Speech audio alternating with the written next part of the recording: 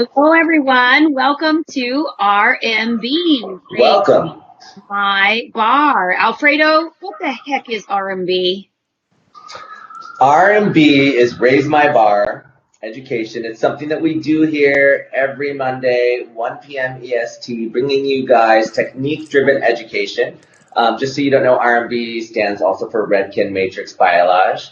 And it's just the incredible array of worldwide talent that we're going to be on here, sharing with you guys everything from color, cutting, upstyling, upskilling, business, you name it, right? We even had Jenny Ray last week doing home hair remedies in her kitchen. And we're just going to keep bringing this to you. I'm head of education for Matrix Worldwide, and Sheri is head of American brands, the entire umbrella of what you're seeing on here. And, you know, we just want to come together with our incredible team. It's so vast that it takes a village, and it's true. And we just really wanted to come together for the industry. And to me, that's what R&B is, and it's a system starting today always, and I always love kicking it off with you, Sheri, on these Monday education events. It's been so fun. This is our third. It is. Yeah. It's amazing that it's already been 3 and that the idea was born very quickly. So talk about needing to pivot.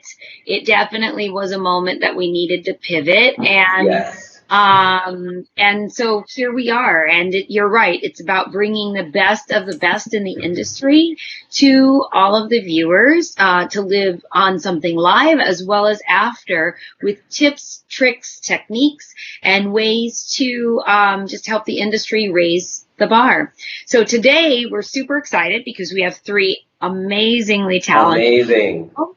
The first is Sean Godard. For those that don't know Sean Godard yet, he is incredible, one of the most incredible hair colorists that I know. Not knocking you down there, Alfredo. There's lots of amazing hair colorists out there. What I love I definitely can learn a thing or two from Shawn, for sure. Well, I think everyone can learn from everyone, right? Yep. Because Yeah. there's different ways to, I say, peel a cucumber. Most because I'm vegan, and that other saying isn't very nice. Right. Many ways to peel a cucumber, and yet at the end of the day, what you end up with is a peeled cucumber. And I think it's very similar for hair color. There's lots of different ways that you can get to the end result, and I just love the way that Shawn sort of balances, very principle-based technical knowledge with very simple techniques. And today he's going to be sharing some hair color tips and tricks for when we go back to the salon, some hot tips for when, our now reality changes, and that reality means that our doors can be open in a safe manner. And so he's going to share those with us. We also have Roxy coming to us, Yes. which you're super excited about, Roxy, as am I, but you have a very, you have much more integration with her and knowledge of her. But I think, she's really made her name in the industry as somebody who can fix just about anything that walks in the salon. And so I can't wait to see that. And Super excited.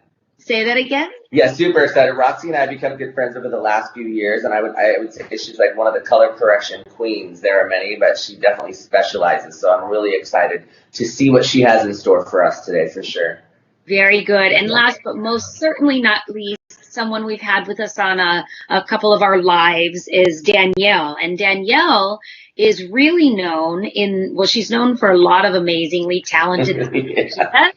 But from a styling perspective, she's really known for her ability to style, and specifically bridal hair, which we're entering, I think, into the bridal season, and many brides are sort of having to rethink their strategy of how they are going to, quote, walk down the aisle. And I just heard over the weekend that it's actually possible, and they are honoring online weddings. So anyone who has clients out there that were booked to have their hair done for their wedding, my understanding is that you can still have your wedding online. So those are the 3 talents that we have today, Alfredo. I'm excited.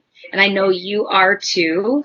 But, as we do on Monday morning, we all start out our Monday mornings together, and we have a little bit of it's not a game, but we have a thing we do, which is called What Do You Feel Like Saying? And it's kind of like a thought for the day. And so, Alfredo, to this group that's watching, what do you feel like saying?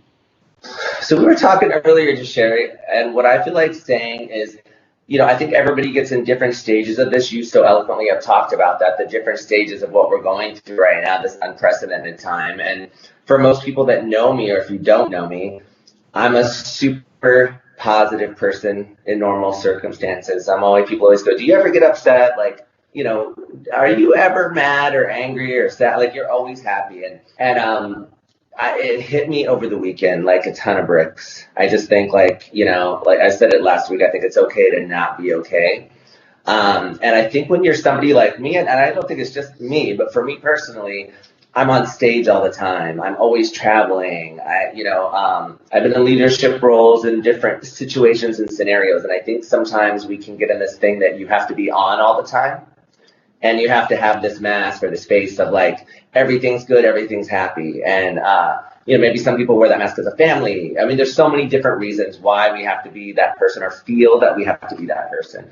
And for me, I guess it was just a self-realization that sometimes I just need to be real and take that mask off. Like, I was not okay this weekend. It wasn't my best weekend. I was super tired today, and we were on a call with some of our amazing colleagues, and one of them's like, yeah, Alfredo, that's because you're depressed. Like, you're depressed. And I'm like, no, I don't get depressed. I'm a happy person.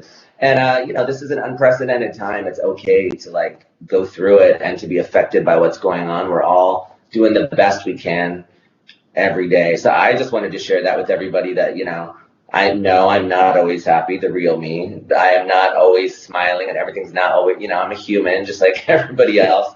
And, it wasn't a terrible weekend, but it was definitely, I was sitting in something. And I was really happy to get to work today because it's already being here with you, Sheri, seeing you and knowing what's coming up with all this education. It's brought me back, and it's, it was, I'm not sad that I had the weekend that I had, because I think it was good for me to have that self-realization about myself so I can grow as a person. And that's my thought for today. Oh, that's so sweet. And I'm going to cry.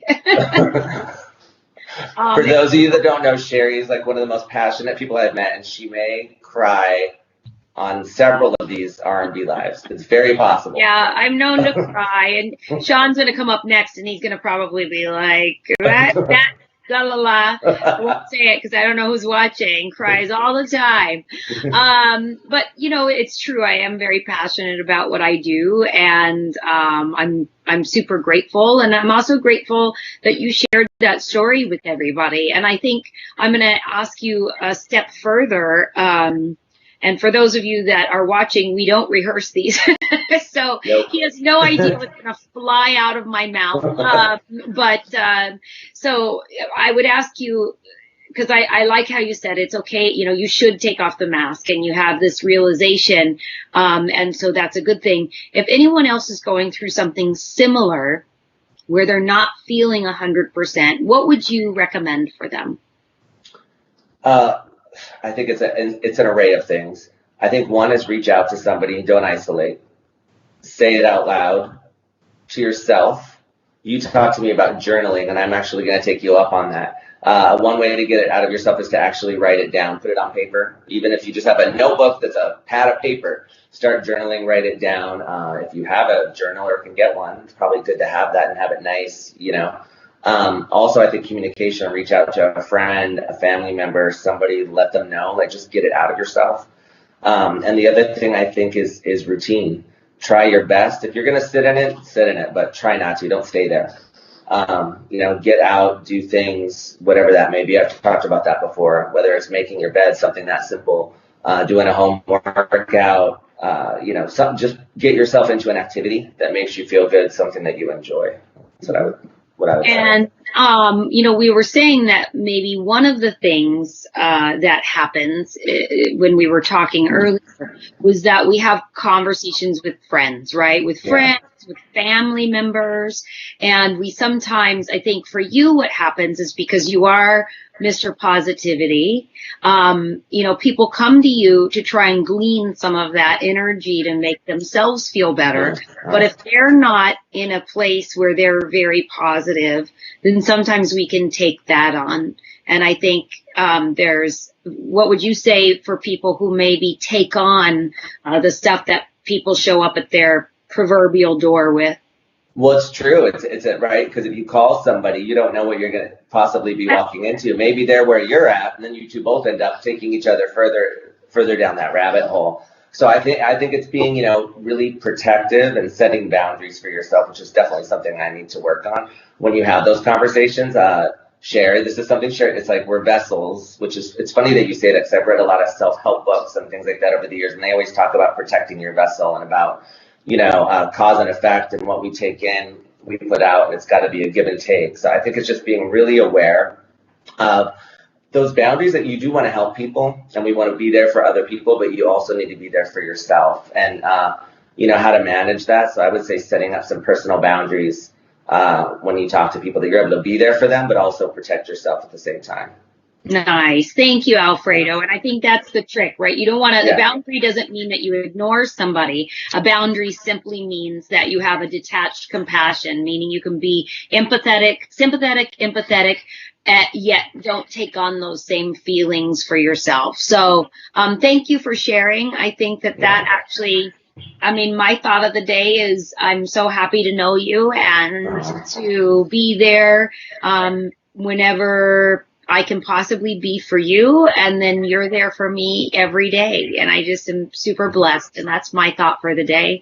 My second thought for the day is I can't wait for this man to come up here next. He has also known me. We've known each other a very long time, back in the day when he was a Canadian artist. I was going to try, Shawn, and do a Canadian accent, but I thought better of it.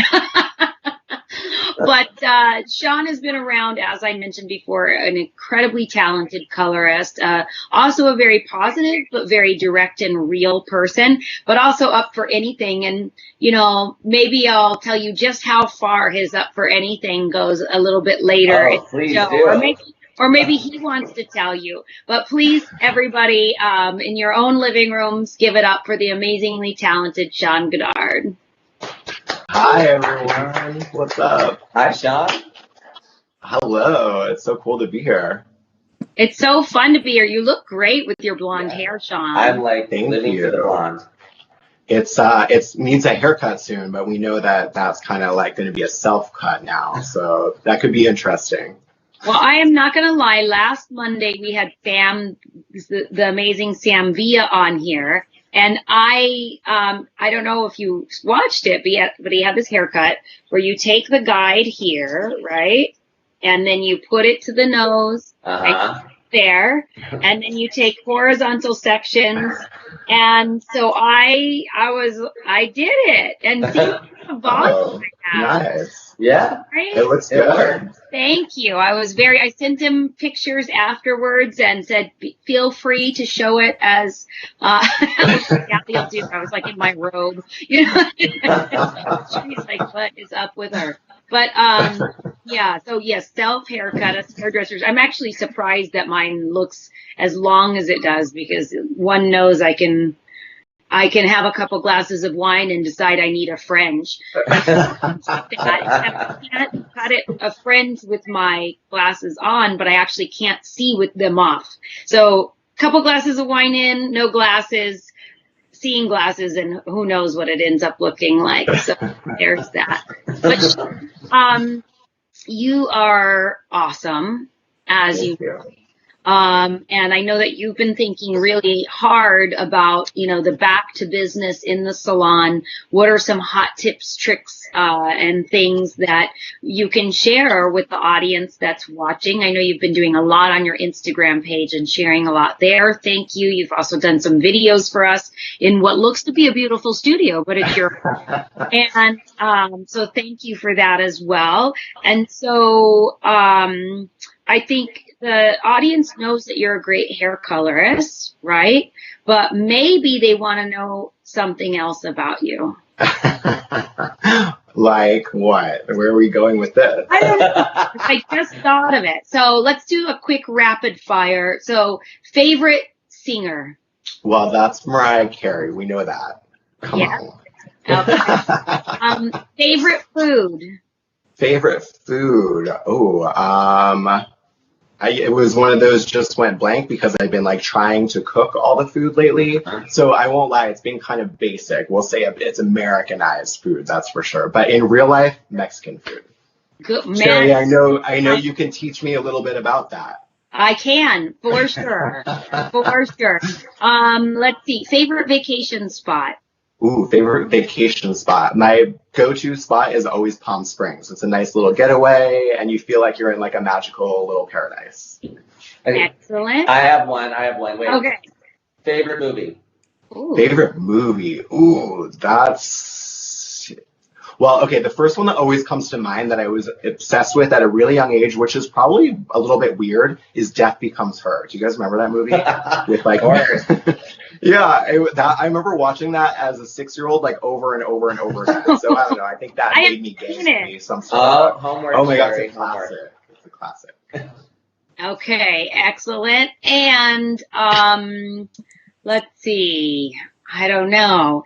Any worst moment I asked you to do something? I think you're steering me into the story that you want to tell.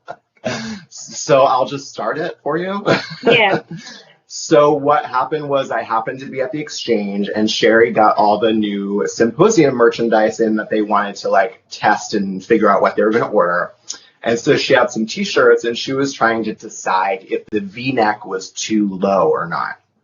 So she was like, Shawn, why don't you try one of these on and let me see? So she gives me the t-shirt. It's like miniature. It's like a women's like small for sure, easily. And so I go in a room and I like pulled it and rolled it on over myself, and I hadn't been going to the gym as much then, so it was definitely a little bit thicker. And I was like, Sheri, I can't show you, like this is ridiculous. But she made me come out in front of everyone with this like rolled on t-shirt with a V-neck that was like split open way too low and too wide because it was just pulling in all directions. And I had to get her to help me roll it off after. So yeah, true story. I thank you, Shawn. And it is, like I said, he, like all of us here, are super passionate about what we do. He knew that I had to make a decision on this unisex V-neck shirt. And I kept thinking, I don't know any man that's going to wear, maybe Alfredo, but to wear the V-neck that low. You know, like for the majority of our consumers, it's not a thing, right? Right. So thank you, because you helped me make the decision right then and there. That it was a no. and so there was that. But Shawn, we won't take up any more of your time, but I do love getting to know you and all of the artists that are on here even more. I didn't know that Mexican food was your favorite. I do know Mariah Carey. And maybe one day on a live, you and I should go live and I can tell my Mariah Carey story because it's a good one. And in the meantime, why don't you tell us, how would you guide and direct those that are watching when they go and finally get the okay that they can open the doors to their salon? What would you say? Here's some hot tips, tricks, and techniques that you can use. Well, the first thing that really comes to mind is obviously that we're going to be going back to things a bit differently than they were before. So there's going to be a lot of changes. And I think we're still uncertain with what exactly those will be, but I'm sure it's going to be involving, not being able to accommodate the same amount of guests in a day. And also we're going to be dealing with hair that we're not really sure what the situation is going to be, whether they've taken some matters into their own hands and did a self-cut like Sheri, or maybe they've taken like lightning into their hands. We could have a lot of corrections. So for me right now, the focus of what I'm trying to share with stylists is really that it's going to be about like simplifying the services that we can do and kind of how to be able to like let your client know what's achievable in one session and how we can like book accordingly. That we're going to be very busy when we start rolling again, and everyone's going to want to get in, but we're still unsure of how we're going to be able to really accommodate that. So time-saving techniques are really going to be the win, I think. I think that what you just said is super important, Shawn. Well, outside of the fact that we don't know how we're going to be able to open the doors, that could dictate how much time we have with each client. But more importantly, depending on where they are at and where they want to go. Now, on one hand, they go like, listen, we in, you know, depending on where you're at, in New York, we've been on lockdown. I actually have no idea. Maybe 5 weeks. Is that right? At least, yeah. Okay. I think it's, yeah. It could be that somebody, if they had just had their hair done, they're in their normal cycle, right? So they're going to come back with the regular appointment that they had before. If someone, however, was due in that first week, then they're going to have an extended route, etc. And more important, and that's when we have to think to ourselves, you know, like, okay, I'm in this place right now where can you see my regrowth? Yes. Okay. Just barely. You can see it though. It's like this Yes. long. I have like this whole sprout of grays that I didn't know that I had. So there's that, which is a little devastating. But you know, I've been thinking, because I don't know why, but I ordered all these wigs and decided I was going to start wearing them on Saturday nights. And I'm obsessed now with some of the wigs and the looks. And I'm thinking to myself, do I want to, you know, now that I've got, but I've got a little root, should I change my whole look? Is now the time?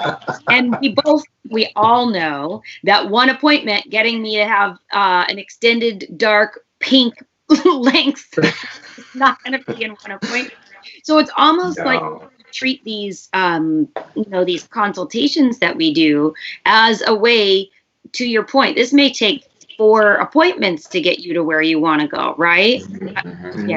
Yeah, that's a good point, is like have the call ahead of time so you can see what's going on, you can discuss where they want to go, and be realistic about how long it's going to take to get there. I love that. Exactly. All right, what else would you tell our viewers here today? Well, I think that what I'm prepared to share is a little bit about how we can do that, how we can get through a whole head really simply by following, like what you said earlier, principles. You know that I'm always about sharing things that are principally based because it works every time.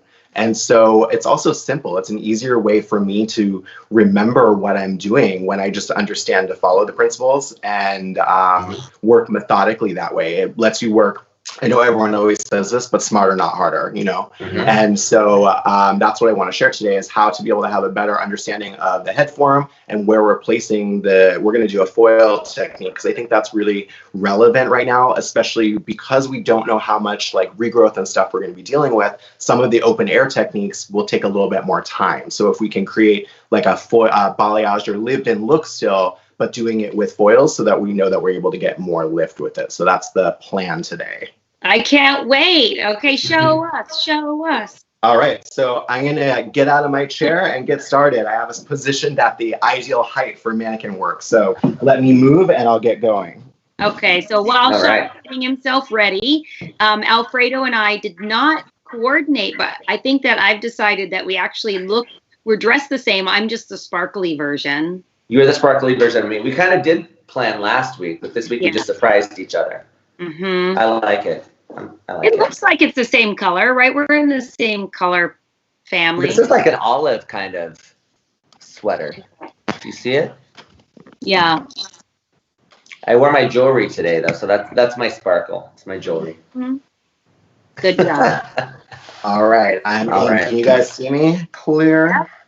Yes. All right, so this is our benchmark girl that I got situated for us to be able to show the technique of how exactly it's going to look. I'm going to demonstrate it for you on one side, but obviously you'll do the same thing on the other side just to keep it easy on camera purposes. But as I spin here, you can see that we get some great dimension and like lived-in look with it. But again, this was done working with foils and flash lift bonder inside, of course, my go-to lightener. To be able to get this result. So I'll get you set up on the sectioning here on a different head so that you'll be able to see the technique. Here is my fresh client. She's ready for some color. So first thing I'm going to do is show you about the sectioning that I talked about. Like I said, it's just principle based. We call it the vertical and horizontal breakdown. with Redken. So what you're going to do is go from the high point of the head to just be at the ear. On the mannequin head, when I'm working with a mannequin, I always go a little bit further back because, as I'm sure you guys noticed, there's not as much of a hairline here. Like, there's not as much hair like a human would have. So just to give yourself a bit more space, if you're working with a mannequin, you can go just behind the ear and that will be okay. So once you get the front and back separated, the next thing we're going to do is separate the top from the bottom. Where you're going to find that is on the side of the head, placing your comb flat. And just where it goes to bevel, it'll be where you place like a horseshoe parting, for example, and that will give you 2 sections in the front. So I find I can just clip those out of the way to keep myself organized. Now we're going to go through the other side, and we are going to now continue this line from the top all the way around.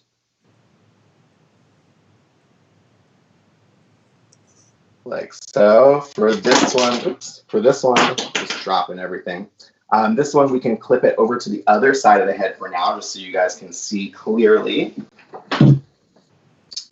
And then the next and last section, we're going to find that at where the head goes to round in the back, where her occipital bone would be. You're going to see there'll be a bevel there as well. So we'll take our section, and that's going to separate out our nape from our back.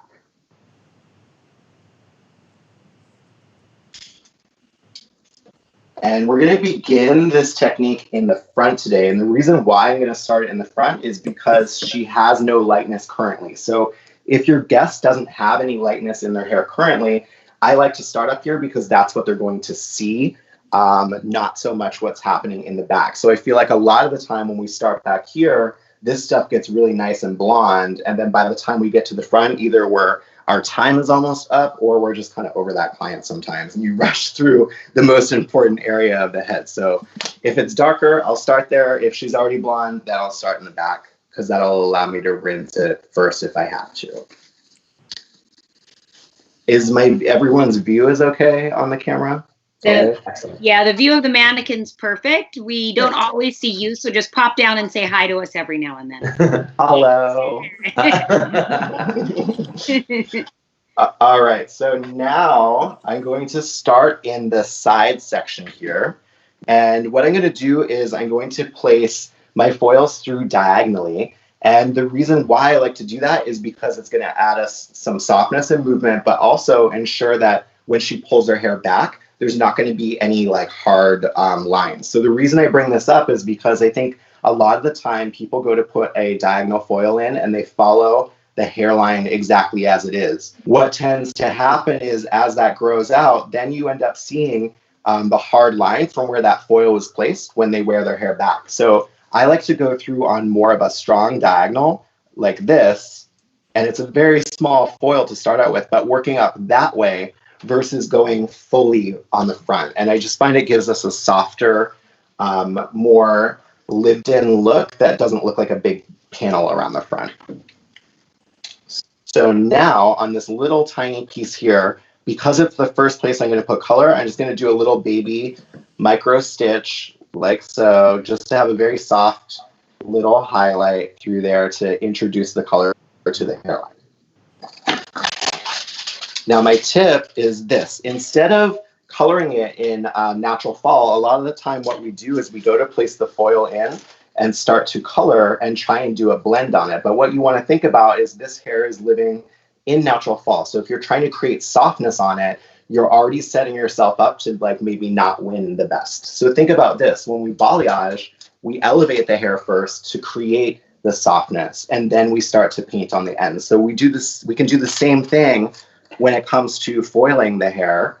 So I can start by elevating it, taking the brush, just like I was balayaging, and just gently gliding it over the surface towards the scalp. So you guys can see that gives it a softness already without me having to be at the foil doing all those little tiny brush strokes. So now I can place the foil in more comfortably and paint all the way down through to the ends.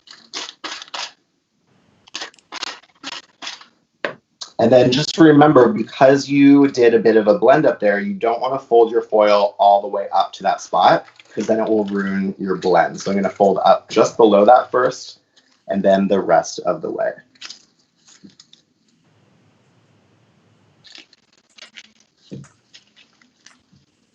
Now, directly after that, I'm going to just leave a space. So we're going to drop out a slice, and then go and take a slice right following that as well. So the reason why I do the slice after is the slice is going to be our like boldest pop of color that we're going to have. So by having more of a subtle foil first, it allows me to have strength and boldness right after it. But when she pulls it back, I'm not going to see the strength of that line.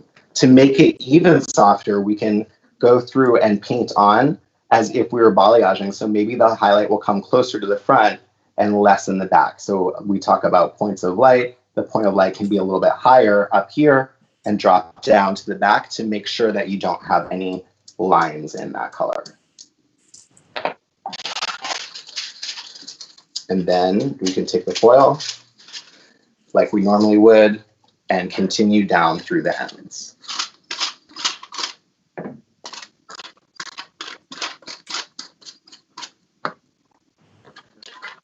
The last foil that we're going to place in this section is going to be a weave. And the reason why we're going to do the weave is because we have the strength in the slice that we just created, and now we want to start to lessen off on the intensity of color around the hairline. So I'm going to take a slice and drop it out, and then I'm going to take my next piece that I'm going to weave.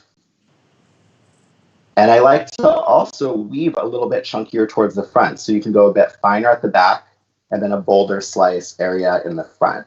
Then you'll see what that's going to do is give me a really kind of random highlight look that has that pop of color around the face to less in the back. We can do this in the same way by elevating and then brushing the color on like we're balayaging. You can go as close or far away as you want. What's that, Sheri? Well, Shawn, I saw you last year in Sweden, and you were talking about the elevation and likening it to sort of like some design rules. Do you mind just sharing that? I thought it was so profound. Yeah, totally. That was, so when you think about cutting hair, if I were to hold this section down and cut it, I'd have a hard line, right? So think about that with coloring as well. If I'm coloring this flat down in this position and trying to get the blend, it's probably going to be a harder line than if, again, in design world, if I picked this hair up and cut it, when it drops, it's going to have more softness. So the same rules apply with design and hair color. It's just our natural habit is so often to just take the foil, place it in, which is in low elevation, and then try and get a blend. But I'm sure you guys have had that happen before where you think you've done the best blend possible, but still sometimes you end up seeing a line in there. So that's the best way for me to equate it, is thinking about when we cut hair, the same things apply to coloring hair. Yeah. Yeah. How are you doing? I'm back in the camera. Really good. Okay, good. If anyone has any questions too, make sure you just throw them out at me. I can't see them. No questions right now. Any Perfect. questions for Shawn as we're going along here? So do you? Oh, I love the way that you incorporate, because I do a lot of hair painting. I love the way you incorporate the balayage before you actually lay the foil down. Because for me, somebody that like is trying to get my foil game up more and get into foils, that was super helpful for me. Like the visual of pulling out. Do you ever not do that? And if so, why? You know what? Since I kind of like discovered that could be a good habit, it's turned into my habit for all of my foil placements. So whether it's doing something that is more balayage looking or more of a traditional highlight, it's just turned into my habit now that I automatically go to do that. And it's just the new way that I foil hair. So again, the reason why is because you automatically get that softness. And I think sometimes people rely more on the root shadow after to get the softness, when in reality, if we put it in there first, not only is the root shadow still going to look beautiful on it, but as the root shadow fades off, the hair is going to look more blended already, and we're not relying so much on trying to put that shadow in after. So for me, it just saves me worrying as much about that after. And also back to the working smarter, not harder, right? Yeah, totally. Exactly. Yeah. Just making things easier. So then another huge thing that a lot of people are telling you guys about now is like how important like depth is in a scenario as well. So in order to see bright, you need to have dark. And I think that's when we get into the habit of like over highlighting or over foiling the hair. So in this section, for example, we've already got a nice pop there for the face frame. I prefer to leave this area out as my depth. What you can do though, is if you feel like it's going to be too much contrast, you can actually take the remaining hair that was left out in between the foils and just tip out the ends. And then you can also do that same thing in this area here. So you could simply go through and balayage the ends, place it in foil if you want to get more lift with it. And that's going to tie this all together. But this shadow area up here is really important to showcase the pop that you get from that face frame. So I think that's something that people forget about is they overfoil and then they end up just everything looks blonde and you're not getting those impact pieces in the look. So there's 3 foils there, Shawn. There's just 3 foils there. And then, like I said, an optional step would be to go through and lighten this hair that's left out in between. Some people like to like backcomb it a little bit and tip out the bottom.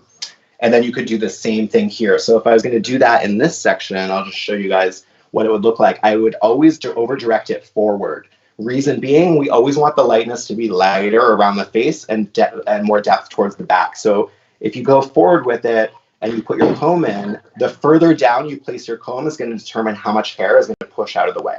So for example, if I start here and push back, you'll see it's just a small amount of hair that ends up getting pushed out of the way. If I come down further on the section and push back, you can see how much more hair has actually been pushed out of the way. So keep that in mind when you're doing a big section, you really only want to be able to lighten a little bit of the ends. So in this case, that much of a cushion wouldn't be bad for me to get a very subtle effect on the ends. Now, another tip is when it comes to pushing and backcombing is a lot of the time we go crazy and we lock it in like we're doing an updo, but then it's hard to get out. So what I like to do is just take a clip and clip that area where the cushioning is in. So when I pull on it, it's not going to pull out any of that. And I can feel comfortable now to be able to go through and paint those ends. Nice. Shawn, Carmen from South Africa has a question, which is how much time would you book for this client? Color, cut, and blow dry on average. Wow. Okay. Well, that is, I mean, in terms of color, that really sets us back in timing sometimes depending on what we're starting with. So what I can say is this application, when you become familiar with it, you should be able to cruise through and do the whole head in about 30 to 45 minutes. Mm-hmm. So timing on that. Now, then the other timing comes into your processing. So that, again, is really going to depend on what you're starting with and how much lift you need to achieve with it. But I would say realistically, my goal is always to do techniques that are able to be done in a reasonable salon time, which I think is on average about 3 hours is often the case, having a full highlight that you have to glaze and then blow dry and cut. So nothing too crazy. I don't like to share huge projects because it's not something that we can always use every day in the salon. Excellent. Okay, so I'm going to fast forward to the backside now because I have got some hot tips for this area. I know everyone is really good in the top and has their great placements of how they like to do the top of the head, but I think back here is where sometimes we run out of ideas. And so I'm going to show you some really great ways to speed through that area because there's a lot of hair there to be able to have to color. So let's take a look. I'm going to spin her around.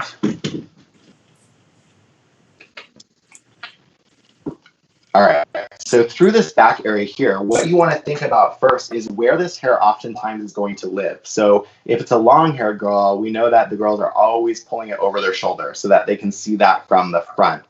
And so the other option would be, if she also has long hair, that it's probably going to be pulled up into a ponytail as well. So why that's important to think about is because, again, where you're placing that foil is going to determine what kind of visual you see. And I think oftentimes what we tend to do is follow either the hairline there on the outside edge, which gives us the same thing that would have happened in the front. It would give us just a big sheet of color. And what I find happens sometimes is, and I'm sure you guys have seen this too, there's a big panel here, but then there's color missing on either side. And it doesn't really look intentional. So what I have started doing, and people often think this is a little bit weird, but I go through and actually put my foils going diagonally forward through the back area here. Reason why you want to think that, and the line is going this way, which when they have their hair flipped open on their shoulders is exactly where they're going to see that color spilling. On the other side of that, when they go to pull it up, if you've placed your lines in this way, you're going to see more like highlighted looking ribbons coming up from the ponytail versus a big sheet of color happening. So it tends to look a bit more natural and looks more realistic, and seeing that highlighted effect with it. So what I do down here is also just go through and put in 3 foils. So the first area that I'm going to go in, if you see, here's the section of that of the nape area that I'm going to work in. I'll go from the top corner to the bottom corner, like so, and place my first one right along that line. Now, when it comes to what type of stitch or weave you want to do in here, I think it's best to just do like a regular type of stitch in this area. So you've got a regular highlight coming through. And then the same thing is going to happen. We're going to elevate it up and just blend that softly towards the root area.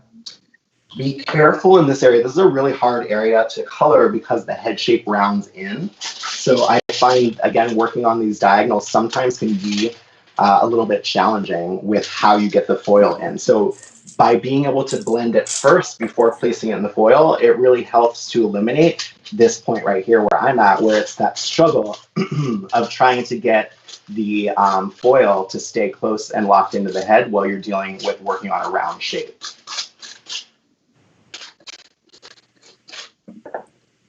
The other thing that's really important too is noticing like how saturated the foil is with lightener.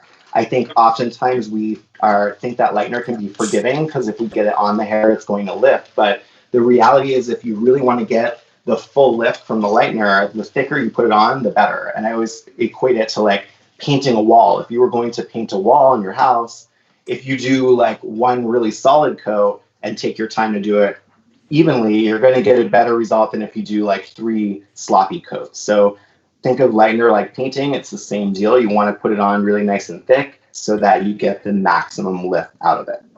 So what I've done now is just left a slice out, putting another diagonal weave in on that corner. Then I'll start elevating the same way and get that blend and then place it into the foil.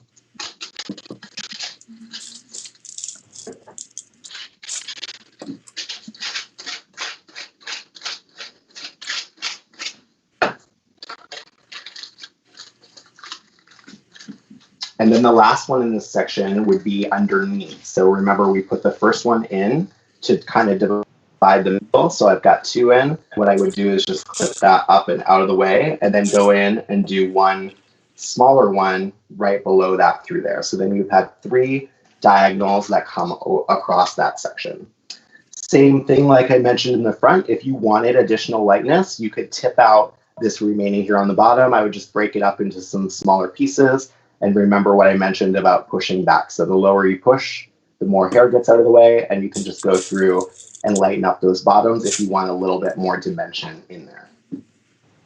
The last section that I want to talk to you guys about is this middle, the back section. And this is an area where there's so much hair, and also what can happen is depending on how layered their haircut is, I'm sure you guys have done highlights before, and if the top layer, let's say, only falls to like here and you've got all this hair underneath, what it can look like sometimes is like a steppiness in it. So to try and help with layered hair, what I will actually do in this area is go through vertically. And vertical is not a line that people use a lot, but when you think about it, exactly where you place it is exactly what you're going to see, which is the same idea as balayaging. If you were to paint your points of light there, it's exactly what you're going to see. So vertical lines can actually work through to cover this area and extend any of the layeriness that we have. So what I'll do is just start in the center back, or you can start right at this section on the ear. Actually, maybe I'll come over there. It'll be easier to see.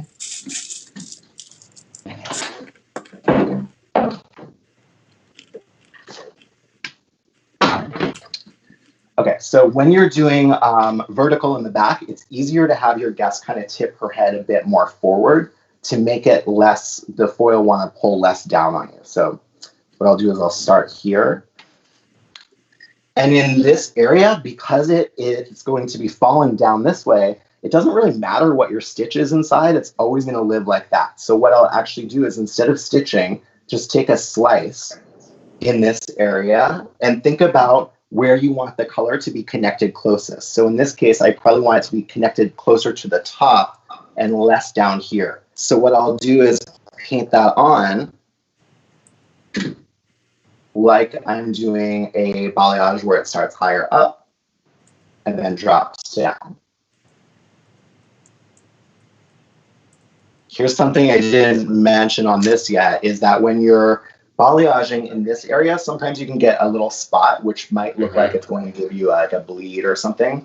A really great tip that I have is think about your color brush like a pencil. So you write with this end, you erase with the other end.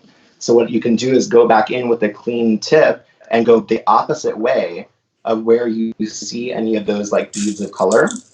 And what that will do is just take away any of those suspect areas up for you. I love the way that you explain that.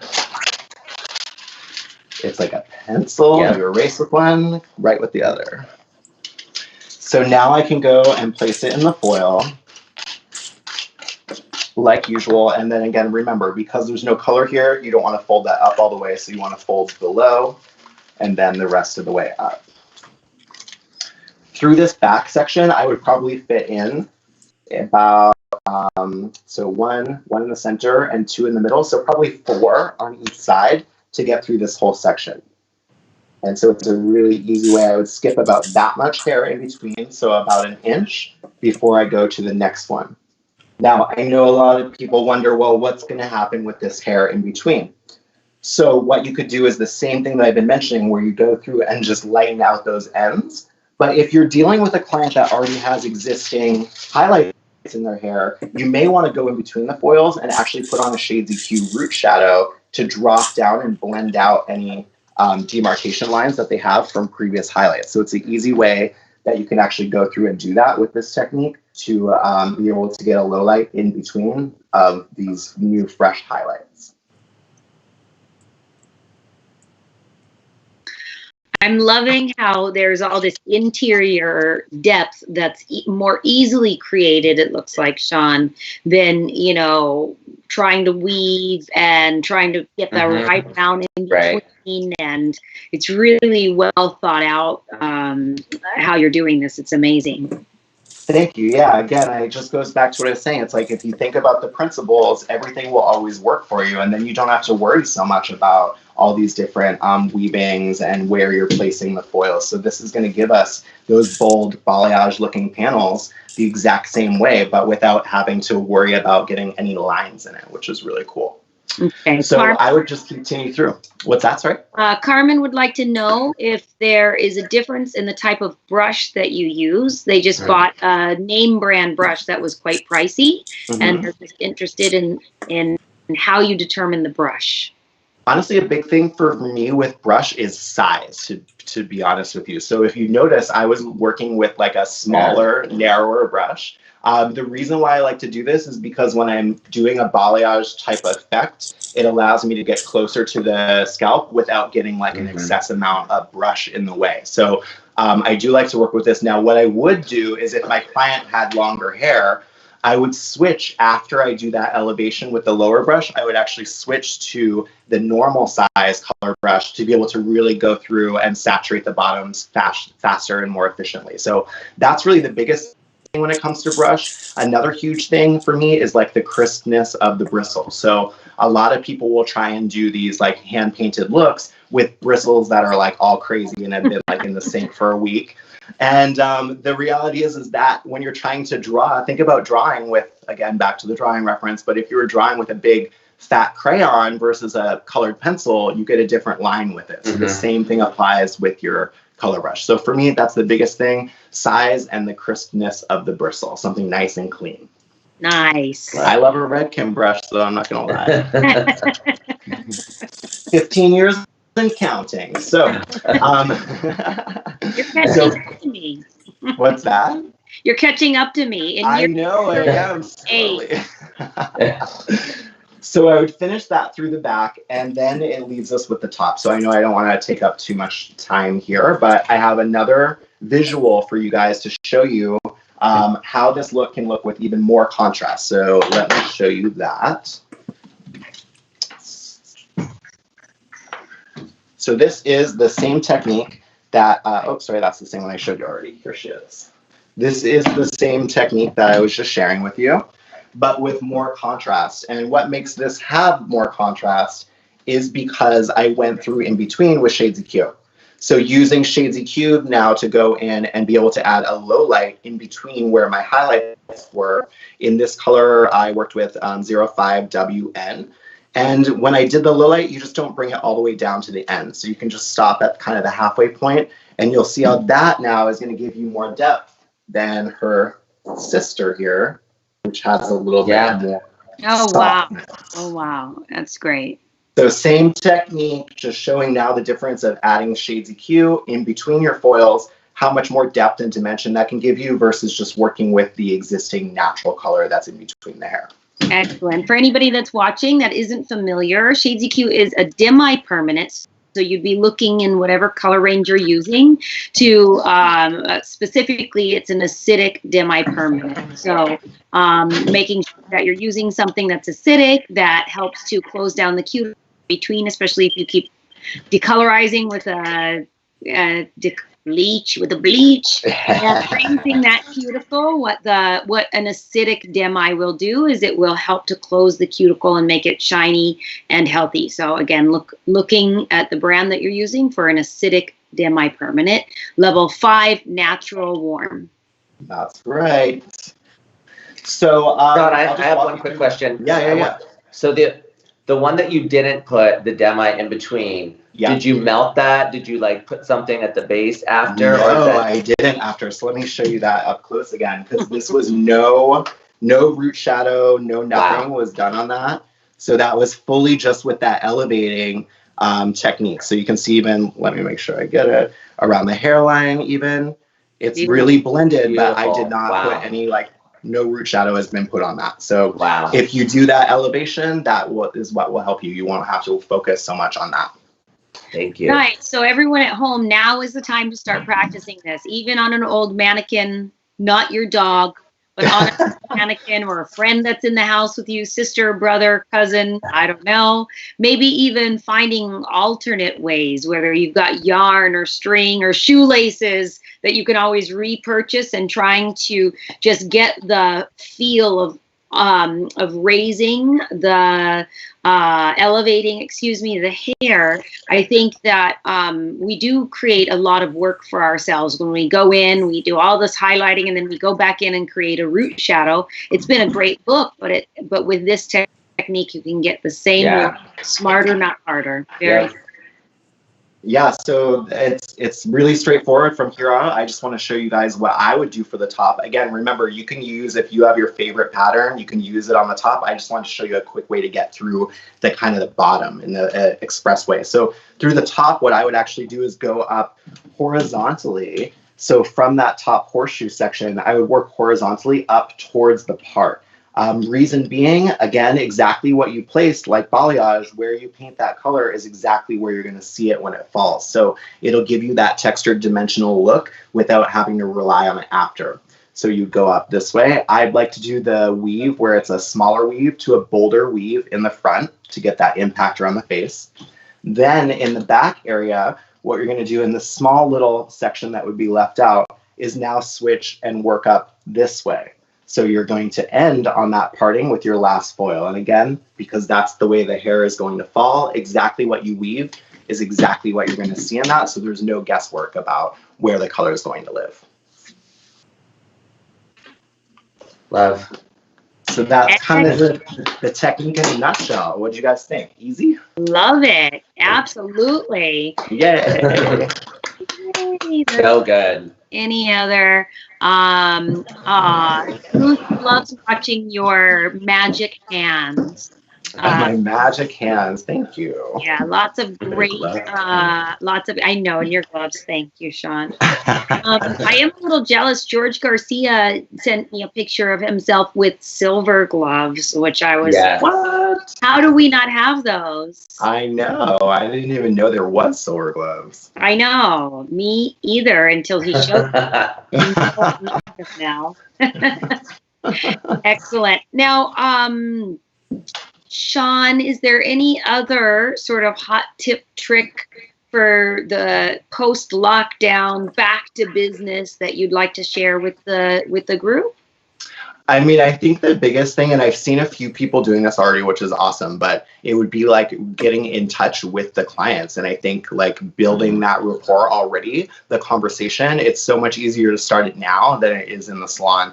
And I also think it gives them peace of mind right now to feel easy about it too. Because I had this thought the other day, which it's crazy that I didn't really think about it before, but we're so used to, as being hairstylists, getting our hair done, or worst case, we could do it ourselves. Like, you know, you did your self cut, I did my self color, like, but I thought about it. I'm like, wait, the average person that's sitting there sometimes is so wrapped up in their hair, even more than we are as hairdressers. And this feeling that they're having right now is probably like anxiety-strickenly crazy. And we, as the hairdressers, don't have that feeling as much because, like I said, we have a way to deal with it.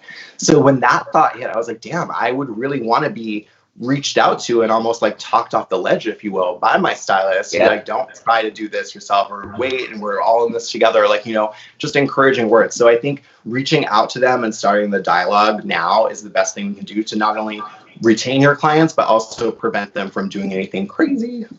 Yeah.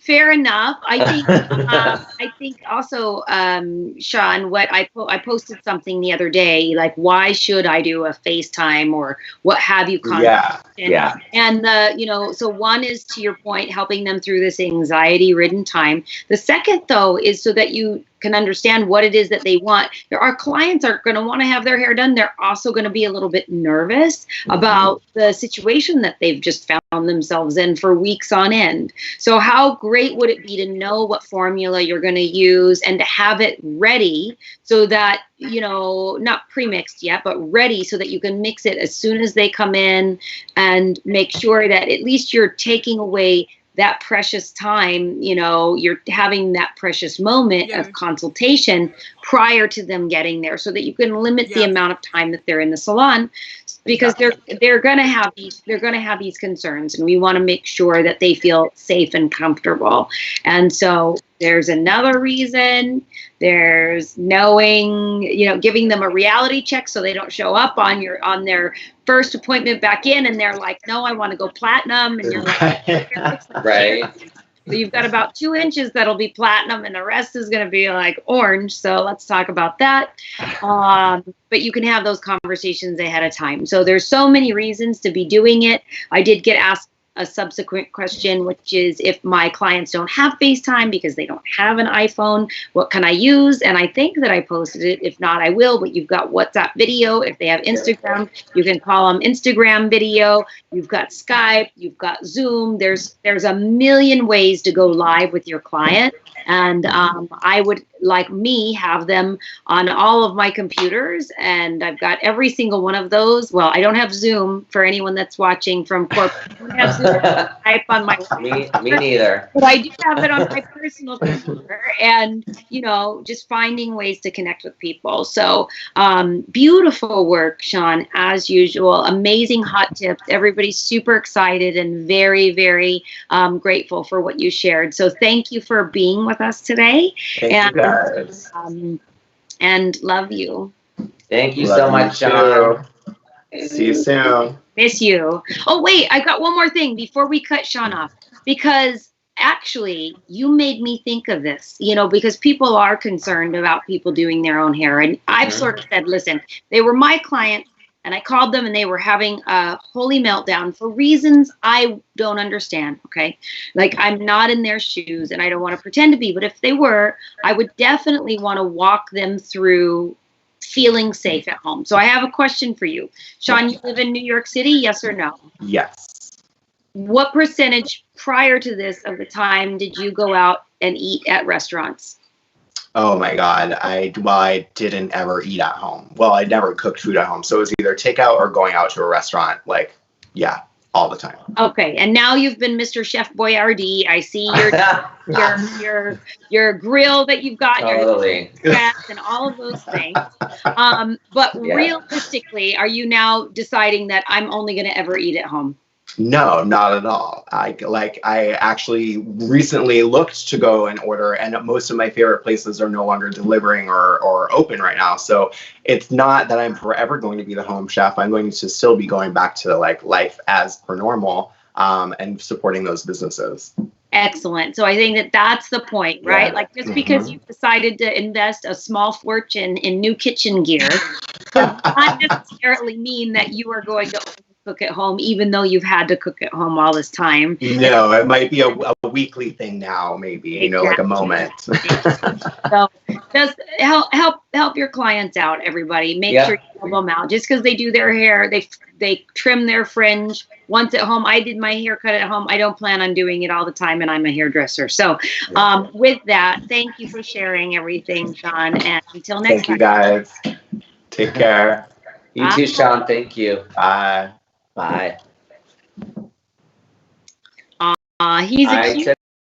I took a bunch of notes. I know. I saw you. I got some. Well, I have some mannequins that came, so I'm like, okay, I want to try some of these techniques because it was just the way he did the nape as well was something for me, and just the principle based. I love how he kept talking about as long as you stick to the principles. You know, to me that was like super valuable.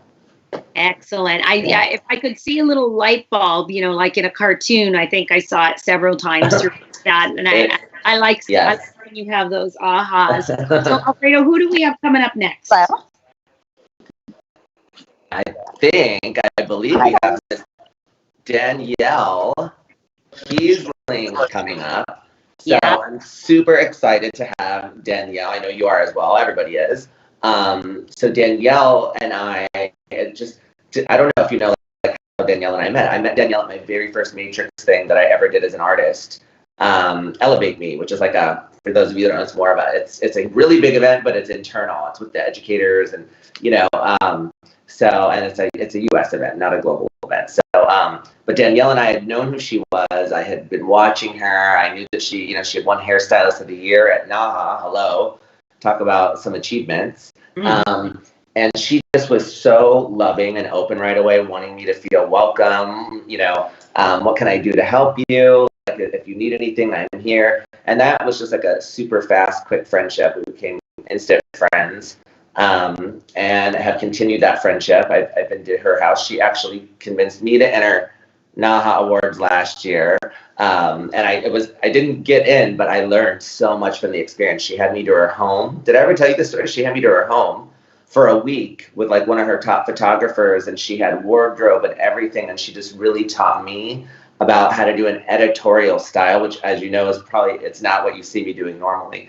How to put together a campaign like that for something like that. And that's just, to me, who Danielle is. That's in her heart and soul. She loves to mentor. She loves to teach people. And, I think it's been a give and take between us. So you talk about vessel, right? I know that she would say probably I've taught her a lot about things about how to make videos, and she's just taught me so many things about herself. So, so much love for Danielle, and I'm so excited to see what she has in store for us today. I'm super excited as well. And before we get her live with us here, I just want to hit on the point you just made about you sharing some knowledge as it relates to videos with Danielle. Because last week on my live, we challenged you to create a video on how to do videos and to post it on Saturday, which you accepted the challenge and you fulfilled the challenge. So anybody that's on here that hasn't had a chance, please go to Alfredo_Lewis on Instagram, and he's got an amazing tutorial on how he creates these videos that are so fun to watch and engage people and make them feel like they're part of, just hanging out with you. So thank you for doing that. Thank you for that, Sheri. And you know what? I'm going to do more of them because I got such good feedback about it, and it was new for me to film something in that way. And I'm like, so many people were DMing me like, can you show this or that? So I was like, you know what, I need to start making more of these videos to help people upskill themselves as far as content creation and stuff like that. So I'm going to be doing more of that for sure. Excellent. Fantastic. So I think we're going to get ready here. And if we could just please give a little for Danielle. Danielle Keasling. Hi, Danielle. Hi, Danielle. I think she's on mute. So you can unmute yourself. There we go. There we go. Hi, Danielle. Hi, guys. How are you? Good. How are you? Good. I'm hanging in there.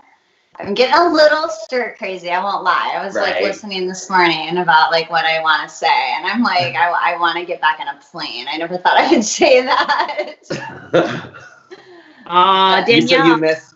I think it's okay to say you miss traveling. That's a real feeling. I do. I'm starting to get. I'm getting a little nutty, and kind of like you. I think I had my bad day about 3 or 4 days ago, and I just got off the phone with a friend, and he was having his bad day today, and I was like, it just happens. Like we're all right there. We are. And I think that, I try to say I don't have bad days. I have bad moments, because it could be that I started out having a great day, but then something just happened and made me feel sad for a minute. And, and then, I try and get out of that feeling. You look very tan. I know. I was going to say the same thing. You've gotten blonder and tanner. So quarantine. Quarantining in South Carolina isn't the worst thing in the world. We've had really beautiful weather, and for those of you who know me, we just moved into a new house last year, and one of the upsides to this is that I have been home more in the last month than I have been the entire year last year. So I'm enjoying it. I'm trying to, I think this will probably be the one and only time you guys ever see me with this much color. I'm about to turn 40 this year, so no more sun after that. I understand that. Yeah. Understood. Rested, tan, and beautiful, and I just keep putting on more sparkles. I figure that'll help. I'm just going to embrace it right now. I thought, you know what, there's a lot of treatments I can do this next year to kind of reverse the tanning process. Oh, you look great. You look great. Well, we're excited to have you. So what are you going to share with us today? So, I've been doing a lot of lives, and I get a lot of DMs, and I was kind of listening to you guys talk earlier, exactly. You hit the nail on the head, Sheri, when you said, get out and consult with people as much as you can now, because you're so right.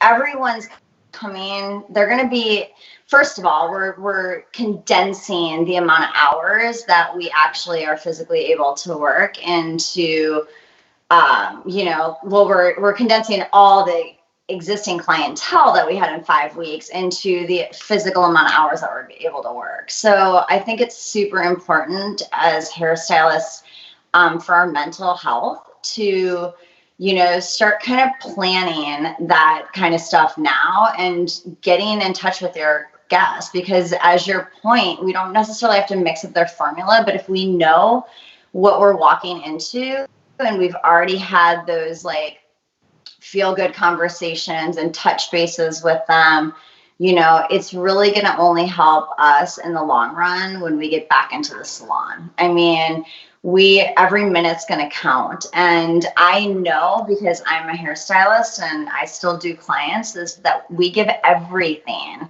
to our guests. And the one thing we tend to take on a lot of energy, and we take on all the emotion, and you're going to, as a hairdresser, you're going to want to not skimp on that. And it's going to be really hard, I think, for everyone to manage the balance between doing hair, being there to take on the emotions that we do take, and then also being balanced and mentally healthy ourselves. And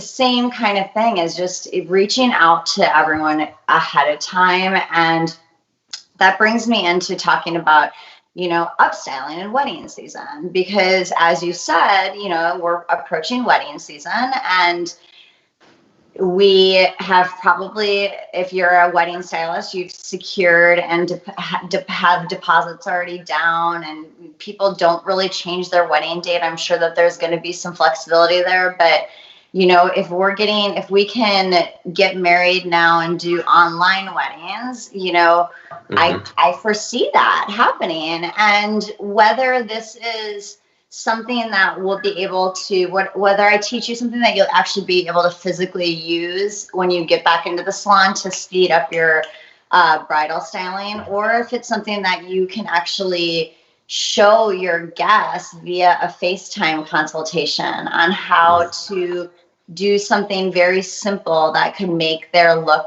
very elevated.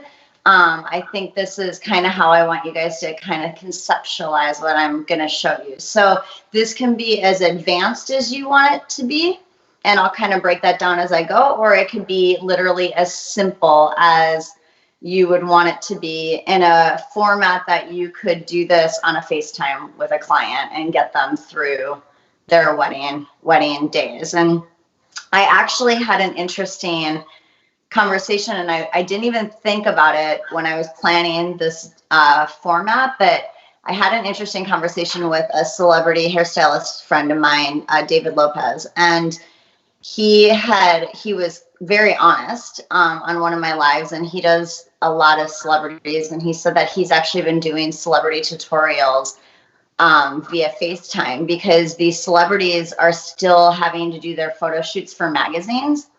And they're having photographers come into their house, and they're like, I don't even know, like, I don't do my own hair. I don't, like, how do you get that effortless, like, undone look? So he's been doing FaceTime tutorials for his celebrity clients. And I thought that was really genius. And I was like, you know what, like, that's a whole avenue of thinking, as far as, like, we just got to go with the flow right now, and people are going to need things like now or yesterday. So how can we deliver? So I want to keep this really simple. So one thing that I will talk about if we do get to go back into the salon and we have weddings, we're going to want to have a conversation with the bride, right? And we want to talk to them about, like, coming in with their hair prepped, because even though this is very important in our old traditional weddings, it's even going to be more so now, especially because you might be, people might even be moving their wedding dates, and you might be doing multiple weddings on one day. So we've got to get, like, upstyling fast, effective, and efficient, and just, like, we don't have time to curl. And I talk to a lot of hairstylists, and I teach a hair mapping class, and I always ask the question, how many of you guys, when you have a wedding or a formal style, pick up your 1-inch Marcel curling iron the minute your client sits down and you curl every section of hair? And most, I would say 70 to 80% of my classes are always like, yeah, totally, that's exactly what I do. And so I really teach my classes completely untraditional, and I don't even have them use heat, because I'm like, let's start thinking outside the box and get away from the crutch of that 1-inch Marcel, and let's start doing upstyling without the use of heat. And, then you can add heat in as you go. Okay. So as you guys are working on this, or those of you at home that are working on a mannequin right now, don't worry so much about the prep on the mannequin. This is going to be more about the breaking down of the sectioning and how to apply the different techniques. And then, you can elevate that to the next level, prep it yourself, or you can talk to your guest about how you would want them to come into the salon prepped for that day. Okay. So again, honesty is the best policy, I think, when we get back into the salon, and we just have to have open communication. Right. So explaining to them that, times are tight. So we got to have prep. Now, one of the things that I always have in my arsenal for upstyling, because not every guest likes to prep their hair the same, is dry shampoo. because we know that if we at least have dry shampoo, we're not going to have oil. And I think that's really important no matter what brand you work for or what brand you're using. Make sure that you have a dry shampoo for your wedding style arsenal or your prom styling arsenal. You might not always have to use it, but it's super good to know. Always shake these up really well because sometimes on brunettes, depending on the brand, they can get a little powdery. So last thing we want to do is on the wedding day, our bride comes in and she's got her hair foundationally prepped, but her roots are a little oily, and now we spray something without shaking it, and she's a little powdery white. I did that to my ex-husband at Naha, and I had so many people coming up to him going, "Oh, I didn't know you had gray hair," and I was like, true story. So obviously shake it up really well, spray it where you need it. She doesn't have oily roots, obviously, but if I did have a guest with them, I would want to make sure I did that first. Then there's a couple ways to determine the texture of the hair. Now, if I told her to set her hair or come in with it a little bit smooth, great. If I needed to hit it really quick with an iron, for the way I'm going to section this and show you guys, I would literally do it in ginormous sections. I wouldn't worry about like really getting curl in there because the curl isn't going to show. Like we're just like smoothing the cuticle. So I would take as big of sections as I could to control the hair. And I would just take my iron, my curling iron, and I already did this ahead of time to save a little time, but I would literally just work it with my hands and just curl this entire front section of her hair just to smooth it. So I'm going to move a little closer. All right. So again, I'm just trying to gain control over the texture. I'm not trying to worry about so much setting the curl in there or anything like that. All right, so let's talk about breaking this down. A lot of the time we get our 1-inch curling iron out, set the whole thing, and then we start in the back and we just start pinning up hair. And we have no, we see a picture and we're like, okay, I know how to accomplish that, but I'm just going to keep pinning until I start creating a shape that's mimicking of that picture. And you're wasting a lot of time. So if we break down the picture into a hair map, it's the easiest and most efficient way to get hair up quickly. And really the map that I always use, and it pretty much will match on every single Pinterest picture or wedding picture or anything that somebody brings me with a little shift of adjustment, is this orbital sectioning. So with that said, I'm going to basically take my circular section right around the top of the hair. So right where your comb would leave the head is about where I would start that circular section. And I'm just going to go right to about the occipital bone. And so I'm basically just taking one circle here. And I'm going to secure that. Now, if this was a style that someone brought me that was more of a French twist and sat up higher, my orbital or circular section that I just took would literally just shift forward into more of a horseshoe section. And that's really the difference. So if you think about a circle, and the circle that I just took, if I were to shift this forward, because the hairline is pretty much straight across, I'm basically just cutting off that other roundness to the circle, and I'm getting a horseshoe. So pretty much every picture that I've been able to find within a bride that's brought me anything or a prom comes in either of these two sections. So it's orbital sectioning, and if you need to shift it forward because the hair lives higher, just shift it forward into a horseshoe shape. So I'm just going to go in and I'm going to secure my first section, and I use a lot of elastics in upstyling. And the reason I use a lot of elastics is because they're very flexible. And I'll be able to go in and kind of pull this and manipulate it without it being locked in.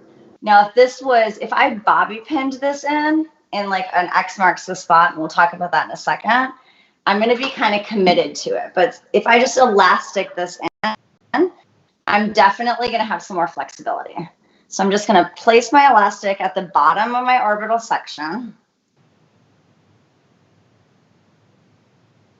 And I'm not going to worry about ruching this too much. I can give it a little bit of ruching because I know she's going to want a little bit of organicness, but I can go in there after I get this whole style and kind of give it more volume. Now, this is a great tip too, because I've done it a million times where you've done an entire bridal style and they're like, I love everything about it, but I wish I had more volume in my crown. And I'm like, well, there's like 100 pins in there, so that's not going to happen. But with this, you can totally get more volume in there. No problem at all.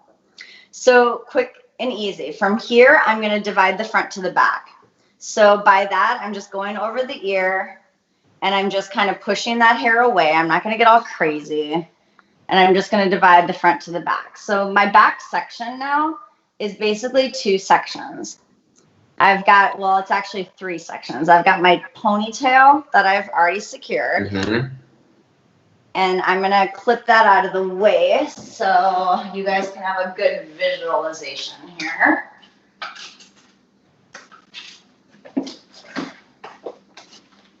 And then I've got my nape section. So I'm going to divide my nape section into 2. So right down the middle. Now, if this was a side, this is where customization always comes into play with hair mapping. This is just a map, right? It doesn't matter that it doesn't mean it's a holy grail of like every single style. But if you understand this, you'll be able to really adjust it accordingly. So I'm breaking it down into front and back sections and basically quadrant sections in that matter. But you can break this down into 3 sections. You could break it down into an uneven section where you've got the majority on the right side and a smaller section on the left side. You can also break this down into 2 sections and then subdivide it horizontally. It's okay. So this is just an idea of getting you thinking about hair mapping. So if I was going to do a chignon and I was going to direct all this hair, maybe she wanted a little bit of an offset chignon, and I'm going to come over here, I would probably just give myself a little bit more on that left side where I'm going to place the chignon because I need a little bit more bulk to create the chignon. And that right side, I'm going to use just more of a drape. Okay. Now, again, this is just for that sake. Now, if I wanted a middle, like if I wasn't trying to do an offset chignon, it doesn't matter. You know, you can do even sides here. So since I don't want to curl this or use heat, I'm going to create a twist. So I do see twisting creates texture in the hair, and it also creates a cylinder shape. When you braid hair, you flatten hair. Okay. So if I were to do a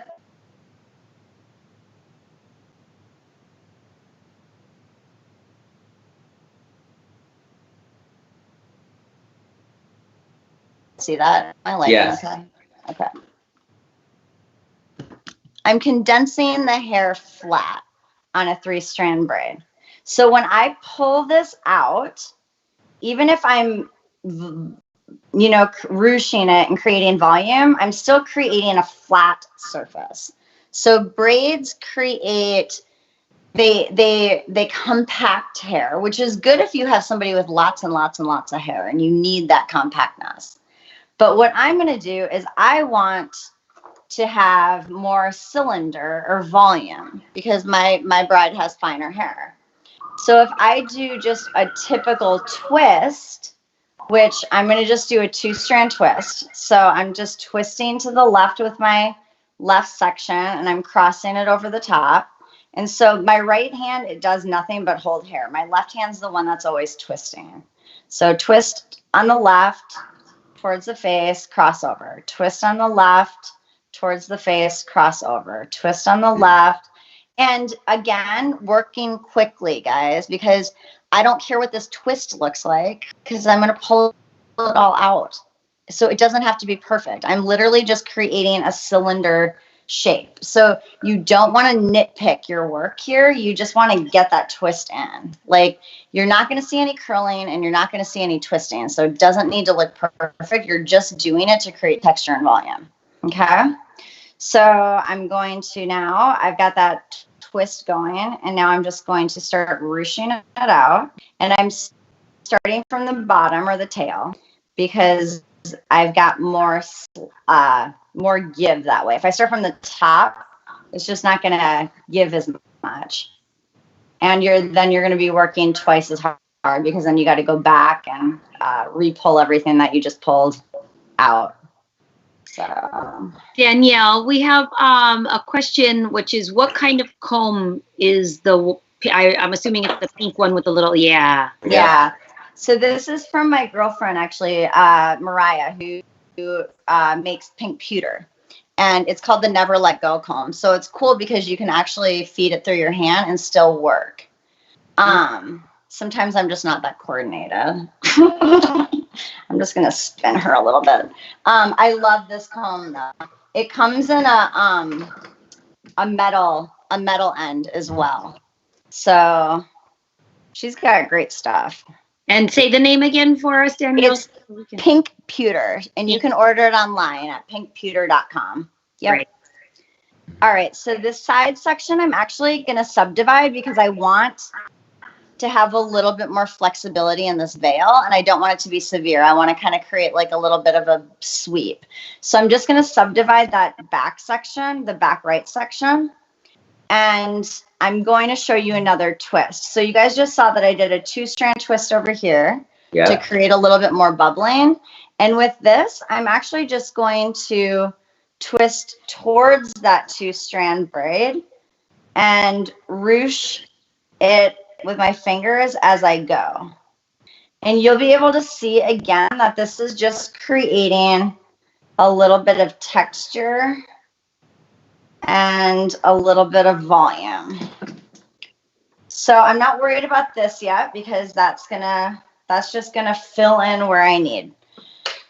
This is one thing that I had to learn. I'm such an OCD person, and I wanted to always like control, like make sure I knew exactly where that hair was gonna go at every precise moment.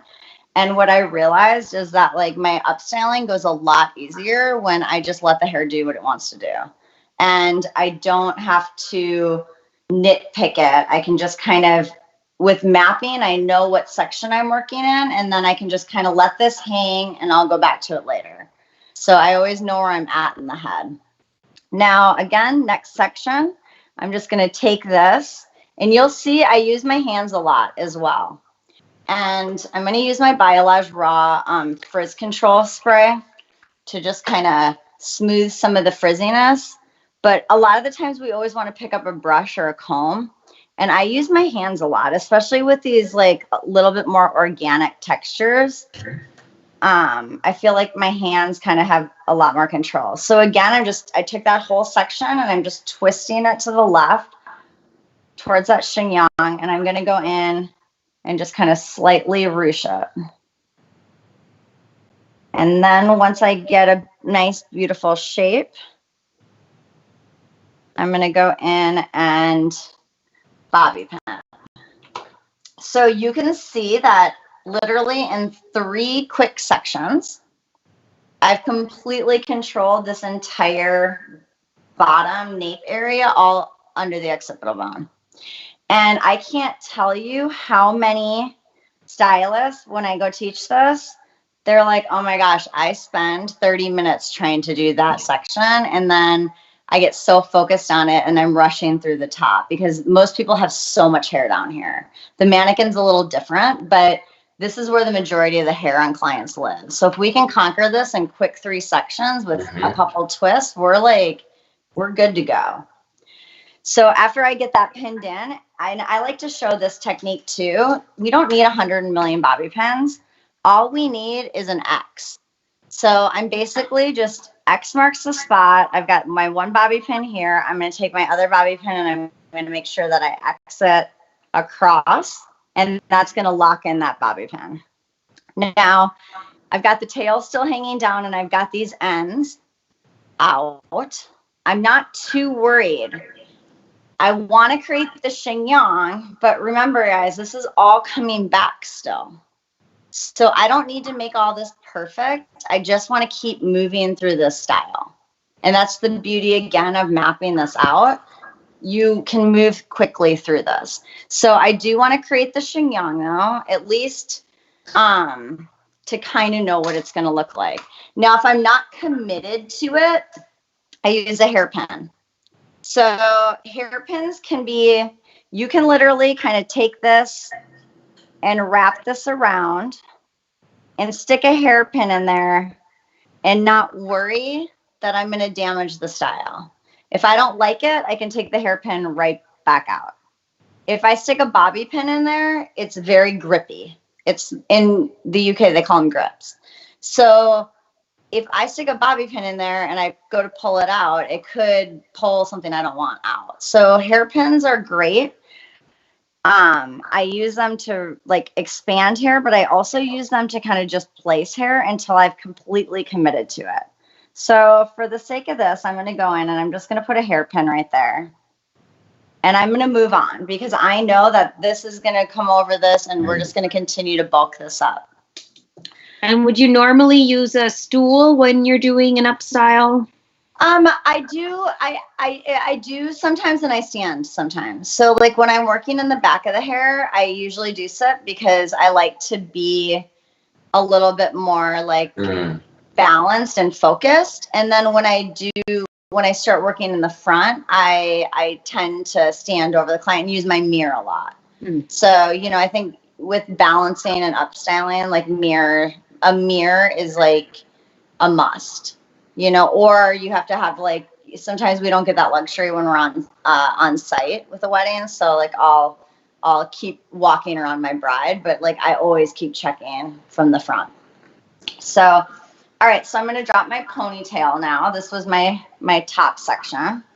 And again, now I might eventually, I just hairpinned this because I might want to take that out because I've got this tail down too, and I might want to put the chignon over that. So I know though that there is literally 3 sections here, and now I'm working in this middle section or my tail section, and I can undo that in a heartbeat and like move things around, which is the beauty of hair mapping it out.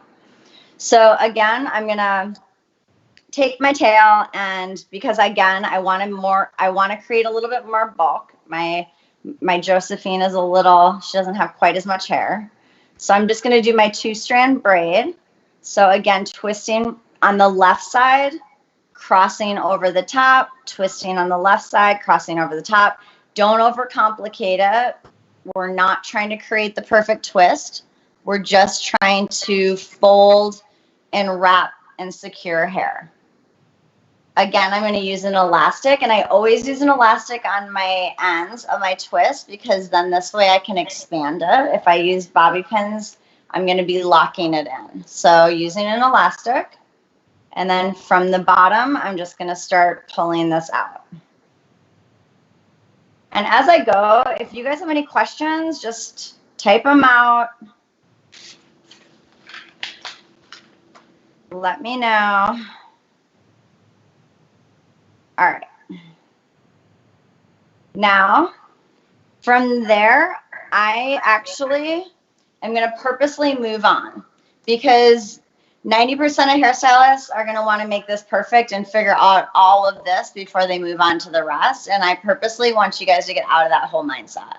So that's what slows us down. We get nitpicky and perfectionism, and then we like work, and then we get to the sides. And 9 times out of 10, they don't flow into this as well then. We've all done that. We've all kind of gotten to the front and we're like, everything looks so disconnected from the front to the back. It's because we finished the back, made it perfect, and then we started on the front. And it's like, wait a second, we didn't think about it as like a flowing style. So I'm going to go on her heavier side, which is this way. And I'm just going to, you guys can see that this is her heavy side of the part. So she's gonna wear her, she's in there somewhere. It's funny, mannequins always have more hair in the front, which is so opposite of clients, and then less hair in the back. So it's like, wait a second. All right, so we're gonna go on, I'm gonna start on her heavy side. And I find kind of what Shawn was saying earlier, like diagonal partings always create more of a natural, like flowed highlight. They do the same with upstyling. So I always take on my side sections, I'll take a diagonal forward parting, but I'll always move back. So again, I'm just going to use my Biolash Frizz Control Spray to kind of control my frizz. And then if I was standing or if I was working around without being on camera, I would just keep moving my body in this way. So, you know, upstyling and body positioning is super important. If I come out here and start twisting and I hold the hair straight out, then when I go back, it's going to create a really severe buckle.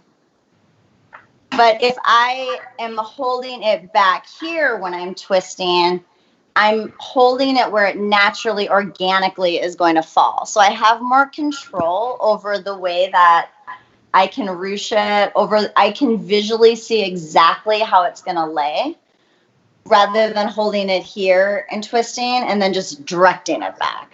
Sometimes it doesn't flow as well. Okay.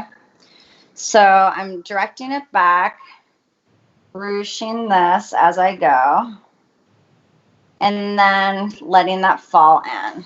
So you can see too that this is going to start melting into the back. And this is my little bobby pin trick for the day. So if you take your bobby pin and you open it up and you put all of the hair in it, which I know it will definitely lose its grip. It's not going to be as grippy, but trust me on this. Put all of your hair in that bobby pin and then twist your bobby pin and stick it in. You're going to hide your bobby pin. That was actually Martin Parsons was the gentleman who taught me that. So that's my little bobby pin trick of the day. And then again, I'll always go in and X marks the spot on my bobby pin. So I'll go find that bobby pin and cross another X. I love that tip and the X marks the spot, because the rare occasions that I attempt to do an updo, my biggest things are always the bobby pins.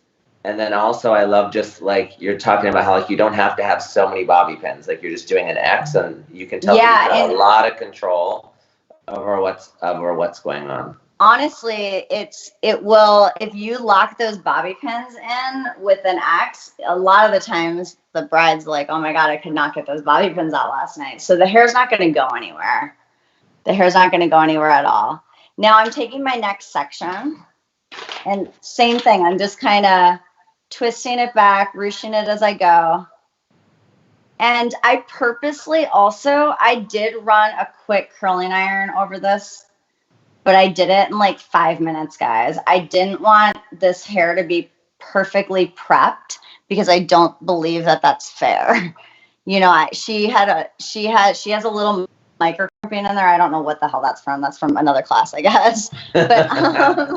But she came from the box in the closet. So like I don't want to teach you something that isn't achievable. This is literally like, this is achievable with somebody coming in with like hair blow dried like mine or hair that's needing a little work. This is not to do with like a perfect foundation. So, all right, just again, twisting this out, ruching it as I go, and then pinning it in. And on this heavy side, I've got one more section, but I'm going to move on to the lighter side of the part now.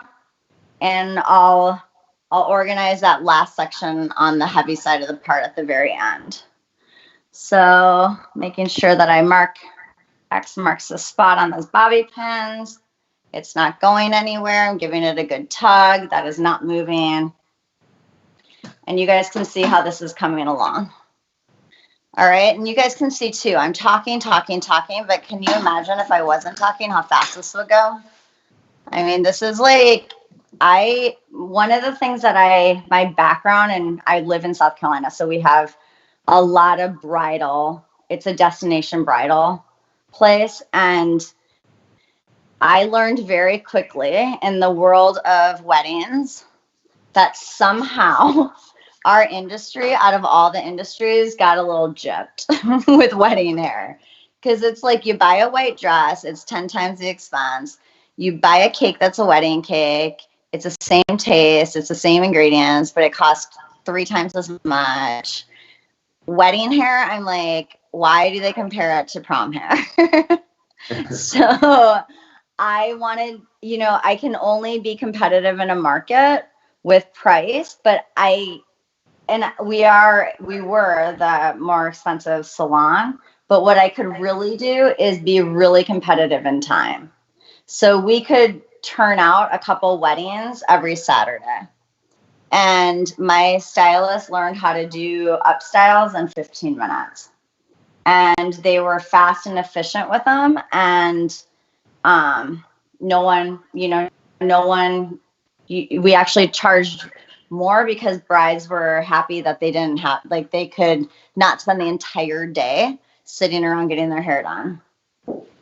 So literally just finishing off again, taking that diagonal section, using my hands again to manipulate this hair and twisting it towards the center.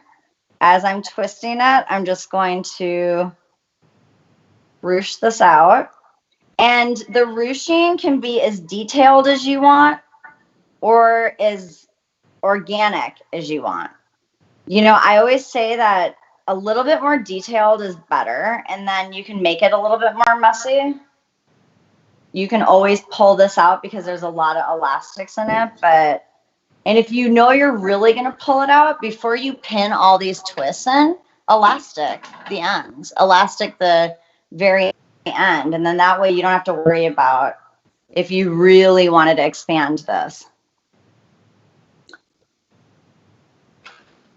All right, almost there. Again, just flipping that in, securing it right there. And I'm leaving out these ends because A, I don't mind them, and B, we'll finagle and we'll teach you a little trick on those too. I'm really just trying to get the bulk of this up.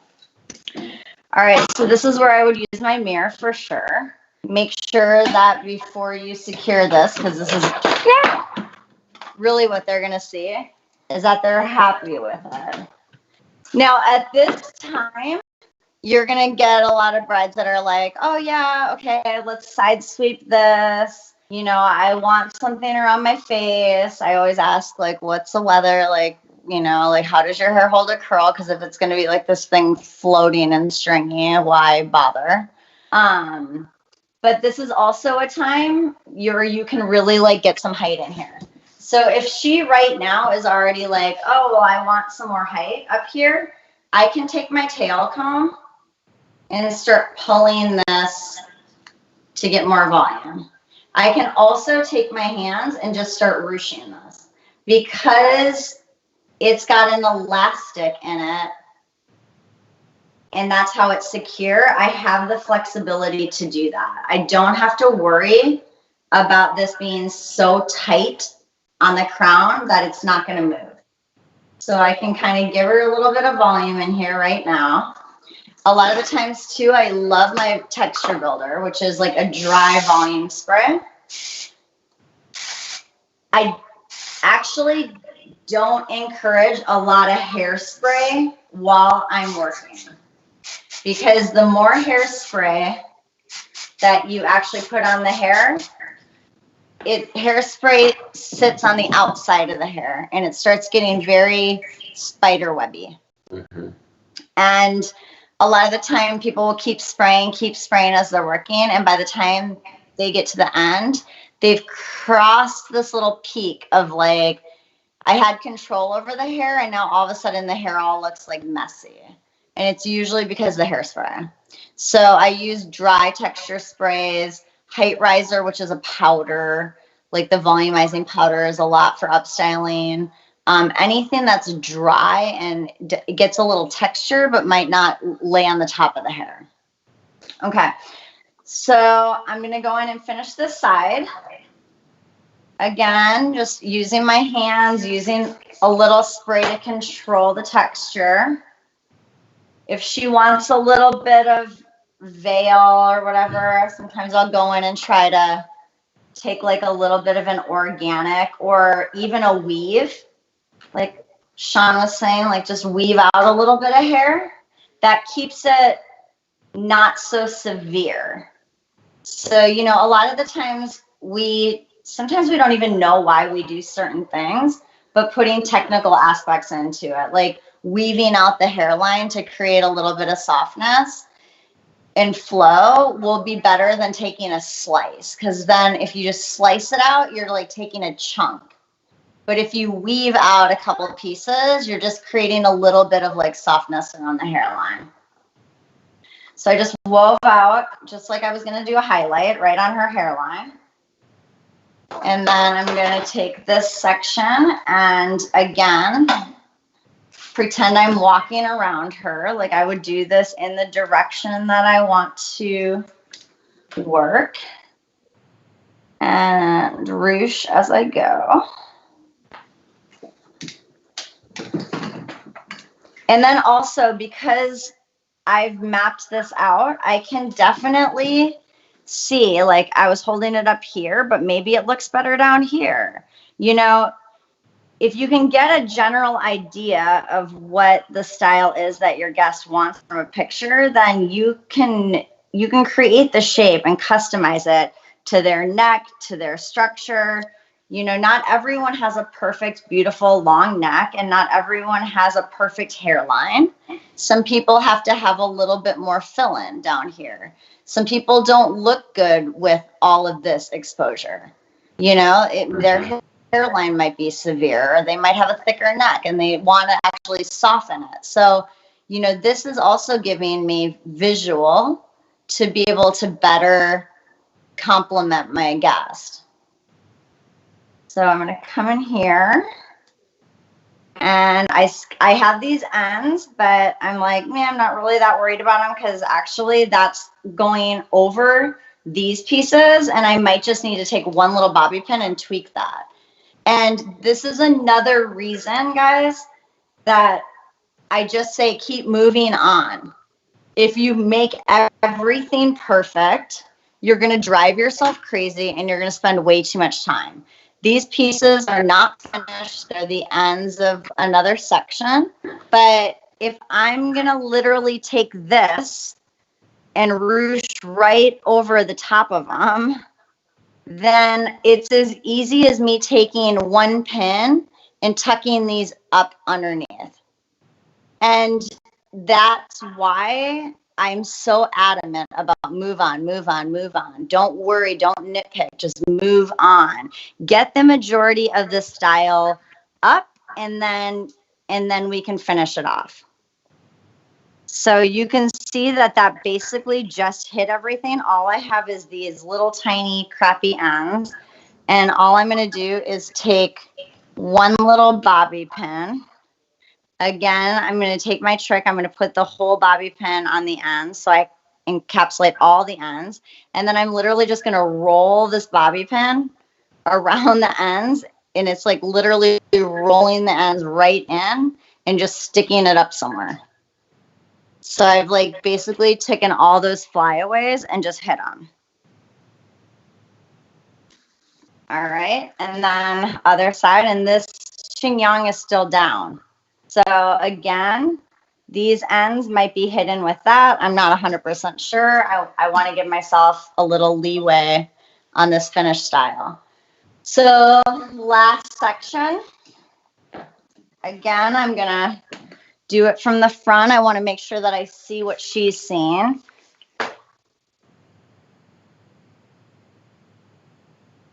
And trying to, again, make sure that I'm going to be in the direction that this is going to fall, because I don't want to style it here and then move it here and have this like disconnect. You guys can see that disconnect right up at the top. So we want to make sure that we're brushing or smoothing whatever we're doing in the direction that it's going to fall.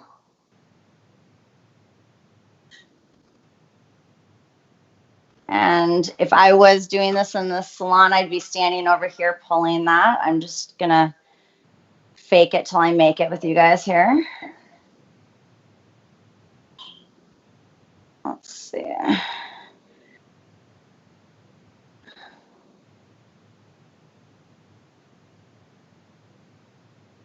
There we go. It's like doing hair backwards.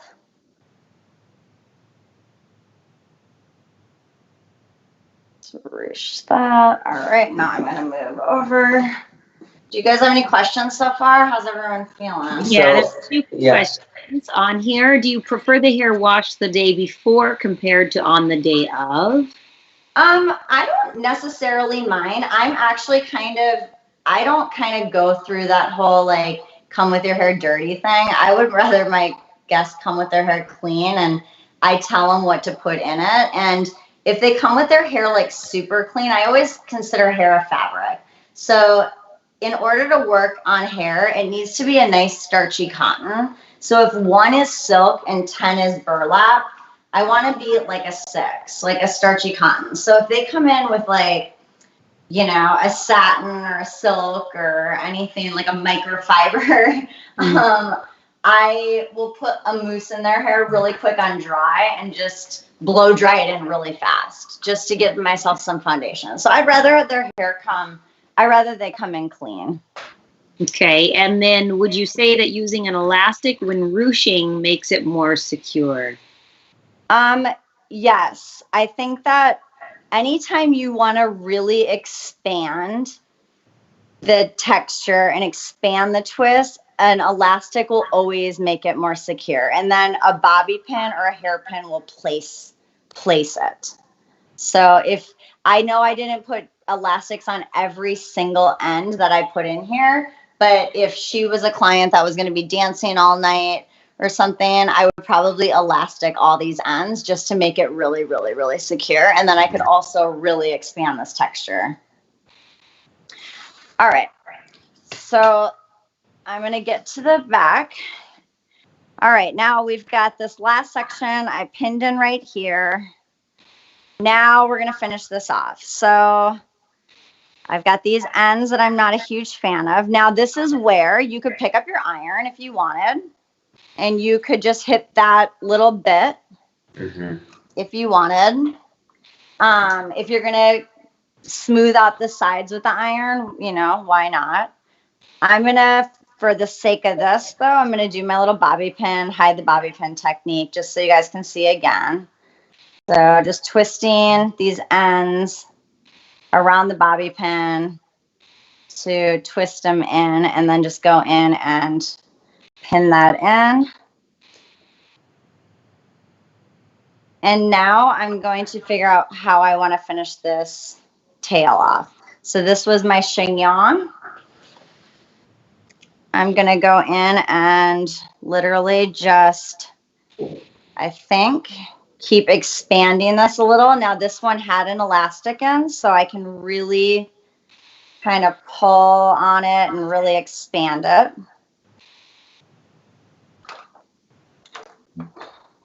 Again, taking my, and you guys can see I'm using different colored bobby pins just so you can see that it's not the same color as the hair.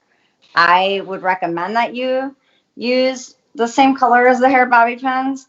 I use Blend Right bobby pins. They're actually a bobby pin that a lot of Hollywood hairdressers use. They're matte.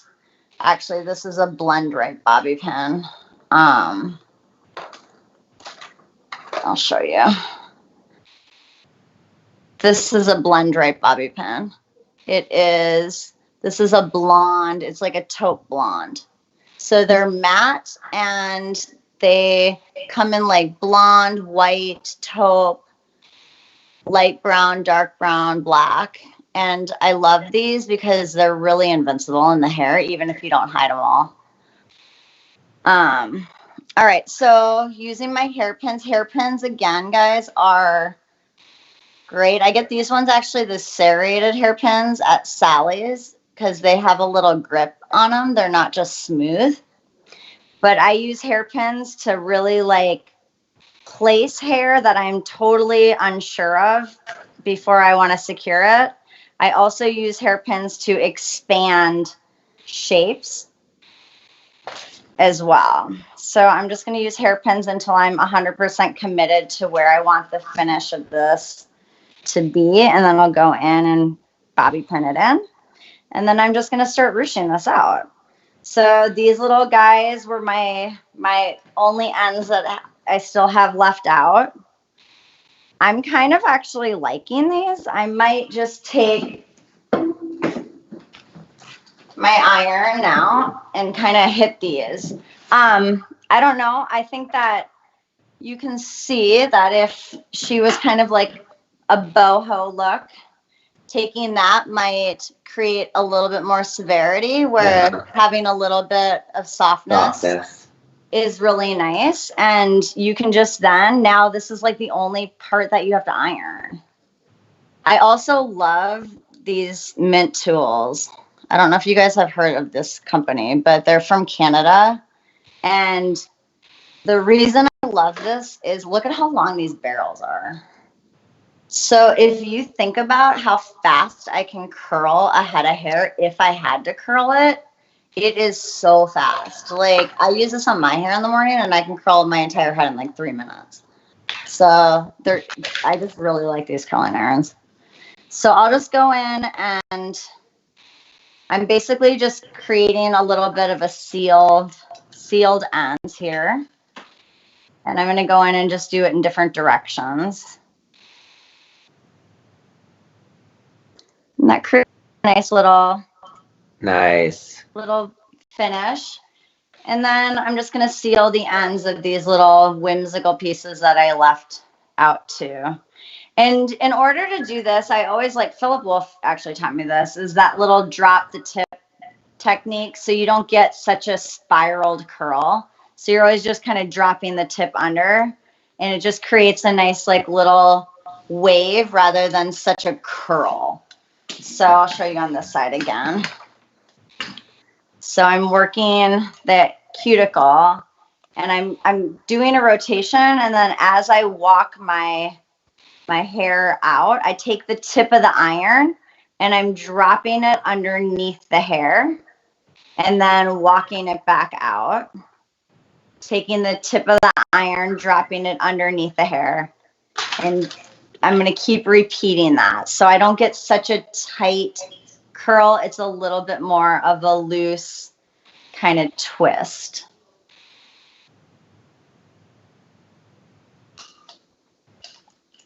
So for me, Danielle, just being somebody that's not huge in upstyling, you know, I always think when I see those beautiful twists that you have in the hair, to me, it looks like you curled the hair. But when in actuality, you really just did a quick 5-minute, you put texture into the hair with your iron before, just to put the texture in there and that, you know, like to kind of give you your base. Yeah. And then you actually came back and just with your bare hands, you just twisted the hair and pinned it in sections, and it really looks to me like you curled those pieces when in fact it was just you twisting the hair and pulling it back. Yeah, and like I said at the beginning, when I actually teach this hair, I call it hair mapping in the salon. I don't. It's curling iron is not on the tool list, and I don't even let anyone curl the mannequin's hair. So I'm like, no, because I want you guys to think completely outside the box and, like, don't use a curling iron, because otherwise it's just going to be your crutch. You're always going to go to it. So, you know, being able to style hair without an iron, there's so many benefits to it. A, it's going to speed your time up. B, if you're like on a location wedding, you don't always know that you're going to have a plug or, you know, like you never know. So being able to like, you know, we rely so much on our tools where I think that if we start relying a little bit more on, you know, what we know our hands and, you know, these ideas of using twists and everything to create volume and texture. And I hope you guys understood now the difference between braids and twists, because that's one of the questions I always get is like, can you do the same thing with braids? Yes, you can totally do the same thing with braids, but you're going to flatten out the shape rather than create a cylinder or volume. So I think she's done. Can you guys see her? So gorge. So again, I think that, you know, if I wasn't talking through this, I could have probably knocked this out in 10 minutes at the most. So being able to, you know, execute a style like this in 10 minutes, I think is huge.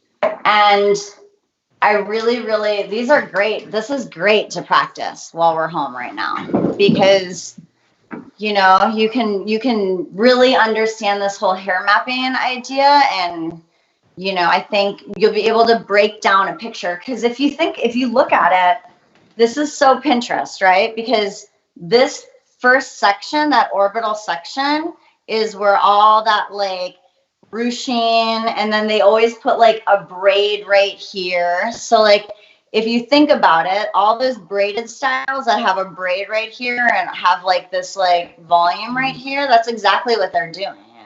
So if I wanted to take this entire front section, instead of diagonally dividing it to like twist it back, I could do an entire braid through that front section and incorporate it into the back.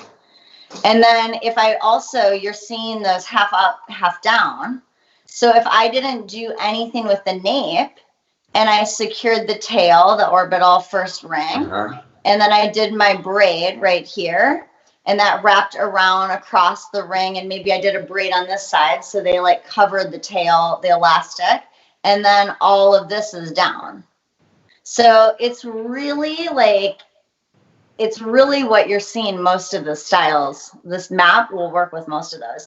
And like I said, if the hair is living up here, then you're literally taking your ring or your orbital section and you're shifting it into a horseshoe. And then you're dividing still the front to the back. And then you're just, instead of dipping this way, you're just coming up this way because you're coming off your horseshoes. So you might have your two occipital sections and then your two nape sections. So very simple.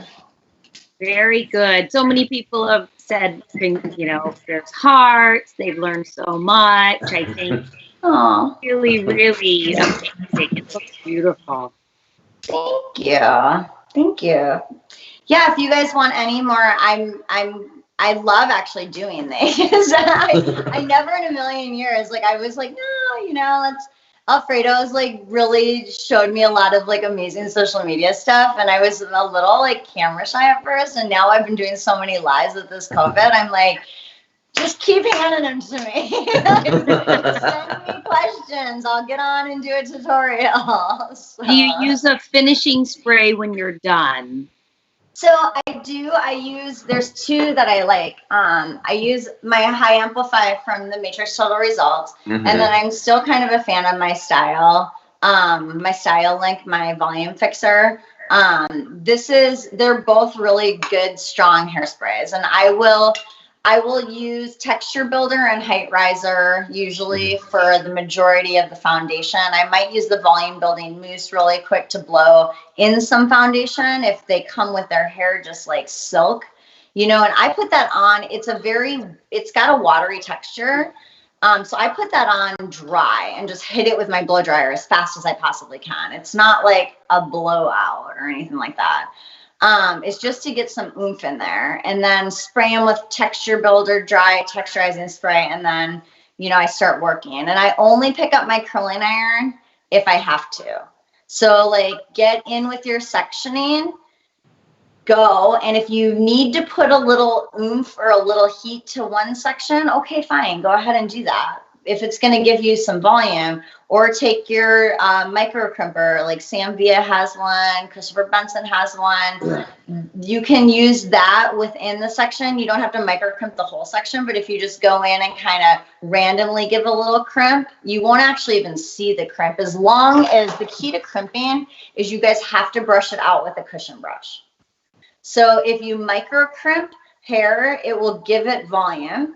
But if you don't want to see the crimp, you have to go in and brush it out really well with a cushion brush, and it will break it up and you won't be able to actually see it, but it will give you a very expanded texture. So you're good to use irons and heat on hair, but you know, thinking of it without and then going back and only using it where you need to is going to save you so much time and effort that you'll be able to make more money, really. You know, if we can knock out an upstyle in 15 minutes, you know, if you have a party of 10 bridesmaids and you're dictating 3 or 4 hairdressers to the entire bridal party, you're not making that much money. But if 2 people can do the entire bridal party, like, that's cash in the pocket. Absolutely. Love it. Absolutely. Do you have, Danielle, women who you had already booked in for weddings? I was thinking the same thing. That aren't able to do it now? So what are they going to do? And how are you helping them? Yeah. Right now, I'm communicating with them because I don't know. Like, you know, we're still kind of like, we don't know exactly when every state's going to be able to like open back up. So we're in communication. I've basically... And honestly, and some of them have hair extensions in, which is a whole nother thing. So just a lot of talking, and kind of what you said earlier, you know, Shawn hit it on he said it perfectly. They don't really know. Like, we're hairdressers. We know what to expect because we know hair. But I feel kind of the same as he said it. Like, if we didn't know, like, most of our clients, we just assume because they're so close to us that they know as much as we do. They don't. And I can't even imagine. I mean, I know how I am about my hair. I can't imagine not having a hair background and not knowing when the next time I was going to be able to get my color done or my extensions. And that's really nerve-wracking. I mean, I always say your hair is your crown, right? And I would much rather have beautiful hair and that be known than and wear a white t-shirt. You know, like, people are always like, oh, you have great style, but nobody ever sees me without my hair done, you know, very often. I mean, and if it's in a top knot, it's still styled. And so your hair, if you have good hair, you can wear a white t-shirt and jeans every day and look fantastic, right? And I can't imagine not knowing hair and not knowing when I was going to be able to, like, get my hair done, or it's really nerve-wracking. So I think communicating with these brides and communicating with your guests, even though it takes a lot of time, it's so important right now. You know, it really is.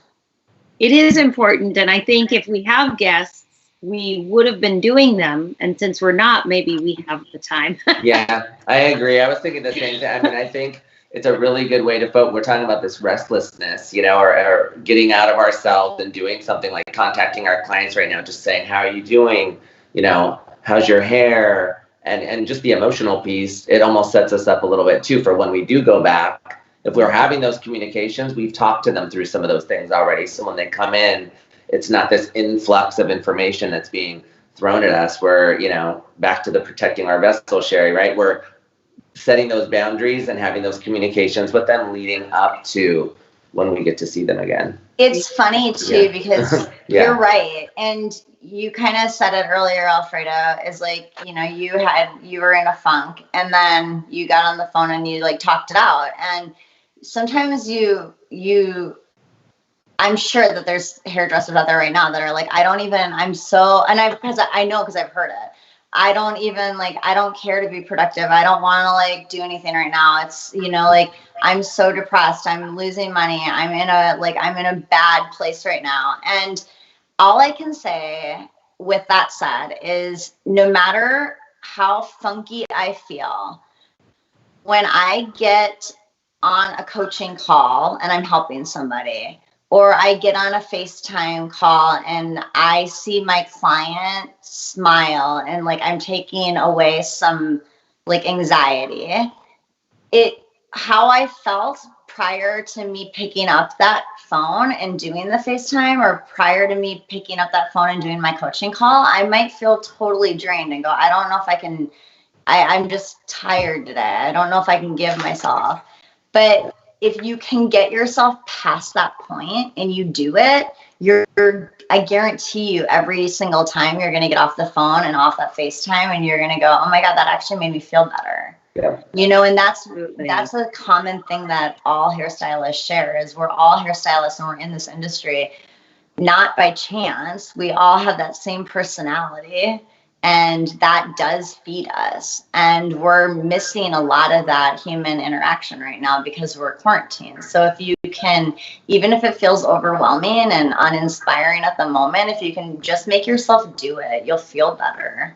Yeah. Absolutely. Two things come to mind. One is that, you know, we say serve somebody who needs more help than you do, right? And that's your point that you're making, is that our guests, I was just thinking about when I had guests that would come in on a regular, and each one that sat there, they weren't like, my life is amazing, I have nothing to talk about. They were like, I am so mad at my kid, my boss, my husband, my sister, my nephew, we are that confidant for them.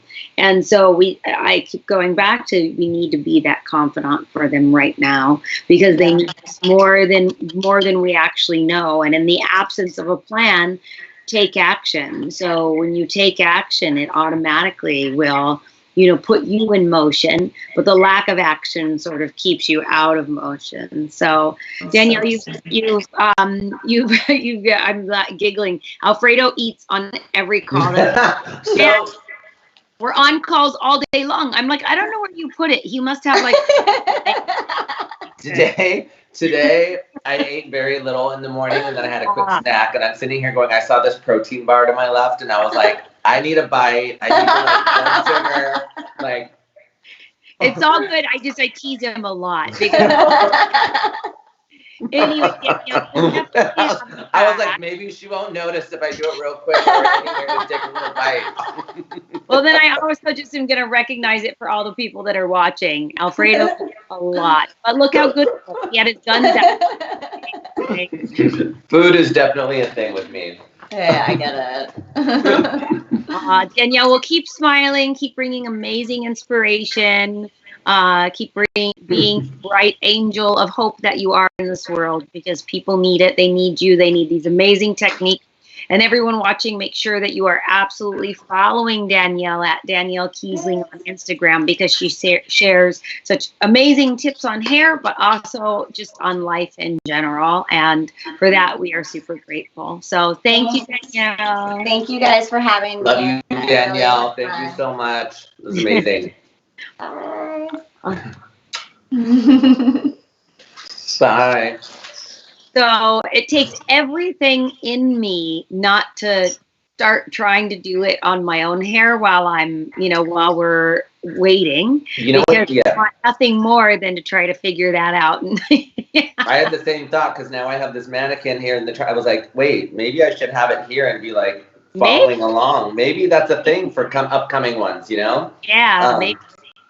Definitely for everybody watching at home, if you happen to have a mannequin or can get one and you want to follow along, please do. We encourage it if you can, or if you want to do look and learn, that's amazing as well. So absolutely. Yeah. So a lot of great feedback, obviously, and we're going to roll right into the next one, because I have been anxiously awaiting to actually finally, in this forum, meet this beautiful person. So take it away, Alfredo. Who do we have coming up next? So we have Roxy coming up. Roxy Beauty Touch is her Instagram name. And Roxy is I even have questions for like, well, we both do, but I mean, there's things I don't know about Roxy that I want to know. We met about maybe 2.5 years ago now, through social media, and I would always see Roxy's videos. She's another one like myself who really creates incredible. She knows how to make a hair video, but hers really specify in what a lot of people might be afraid to do. And that's when I first started following Roxy, which is color correction, right? Mm-hmm. And I would watch her videos and I'd be like, wow. I mean, it was just always drastic transformations, banding, overgrown roots, a lot of the things that we're having a lot of conversations right now with people not being able to do their own hair. And so when I first saw her, I wanted to meet her. And I found out at the time I was still living in California. She's a salon owner in Glendale.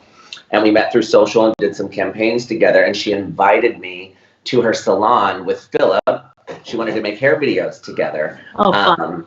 And I'll tease her a little bit when she comes on about what that was like. Because, I mean, I told her I want to work there because the amount of food and teas. And, I mean, it was like an entire table in the middle of the salon, Sheri, filled with all this amazing food and like smells of the salon. I mean, it was unbelievable. Philip and I never wanted to leave. I mean, talk about me eating on a call. I ate through every single model we did that day. Oh my gosh. Well, I know when she gets on here and turns her camera on and we can see her, she can tell us all about how much you ate. I'm sure. She wouldn't let me stop eating. She was like a mother. She was like, don't you want to eat more? Don't you want another plate? That's Roxy. But so I'm excited to see what she's going to share with us today, because I call her one of the color correction queens, and not the queen of, and how she's built a business and a brand. We all talk about building your brand. She's really built a brand around that subject matter. So without further ado, right, I'm so excited. Our last guest of R&B Monday number 3, Roxy. Roxy. Unveil yourself, beautiful. Put your camera on. There you go. Hi, guys. Hi. Turn your phone. I do, but you've got to turn your phone, I think, the other way, because otherwise, turn it like you guys have it YouTube. lopsided? Okay. Turn it like YouTube. which it might be. Oh, Better? no, No, the other way. Okay. There you are. Oh, okay. So I guess we have to have it straight. Okay. Because I had it on the sideways. Oh, no problem. I probably could use a neck stretch, so I would accept it however you girl. Hi, Roxy. Hi, guys. Hi. How are you? Good, good. How are you guys? I was just watching Shawn and Danielle. Amazing. Yeah, I'm excited for you to meet Sheri, because you guys haven't met I know, yet. I've never met Sheri. Hi, Sheri. I love the glasses. Anything over the top, it's so me. Oh, very Anything blank. good. I have to ask, how long have you had your salon in Glendale? Okay, so I actually, I was not partnered with Henry for a while. I started with him almost 20 years ago. Wow. And then halfway through in there, we just became kind of partners, and I am a silent partner in there. And can you guys see me? Yep. Oh, okay. Yeah, because it seems like I'm just getting cut up. That's why. Yeah. So and then of course I made Alfredo, fell in love. And of course our love for food, feeding and nourishing everybody else. So that was a hair and food. You can't go wrong. No, I'm asking because I started my career with Redken in Los Angeles area over 26 years ago, and I lived in Glendale on South Everett. Okay. Yeah, so we are actually probably after that, because it's been we've been there almost on Central for 20 years. Mhm. Yeah, so, and I've been doing hair for over 30 years, but I used to be a freelancer. So I used to Danielle was telling me that she would travel. So I used to do a lot of studios and a lot of movies and stuff like that. When you're single, you can do that stuff. Yeah. And then once you kind of get married and then the kids come along, you're just like, I need something a little bit more settled. We talked about this all the time with Alfredo. That's one of the reasons I don't do education traveling, because I don't know how you guys do that. I do not know how you can do so many countries. Living out of the backpack is just crazy. Like, I can't do it. I'm old. You're not though. You're not old. You're gorgeous. We're probably all the same age. I'll reveal in the end how gorgeous I look. I think I might be older than you. I loved living in Glendale. I have one of my, well, you might know, do you know Akel's Jewelry on Central? Yes, of course. Yes. Yes. Oh, okay. Yeah. Good friends. Used to get all my jewelry there. Miss them terribly. I see all the stuff on Instagram and I'm like, But I think I spent too much money there. Anyway, loved living in Glendale. I'm so happy. Every Armenian is a jeweler, honey. My dad was a jeweler. My brother was a jeweler. So I know how you feel. But then you look at me, I have nothing. Oh, well, that's because you're shining bright from the inside out. And we are so happy to have you here. So thank you. I'm so happy to be here. I know everybody's kind of anxious with the corrections that they're going to have their hands full once they get back to the salon. So I'm here to help if I can give a couple of my senses, and they're just a couple of tips and tricks, and they can just work through it. I'm glad to do that. Excellent. Well, I'm so excited. But before we get started, I just have a question that I never have asked you before to kind of lead into this. Is you really are known as a color correction specialist. You branded yourself as such.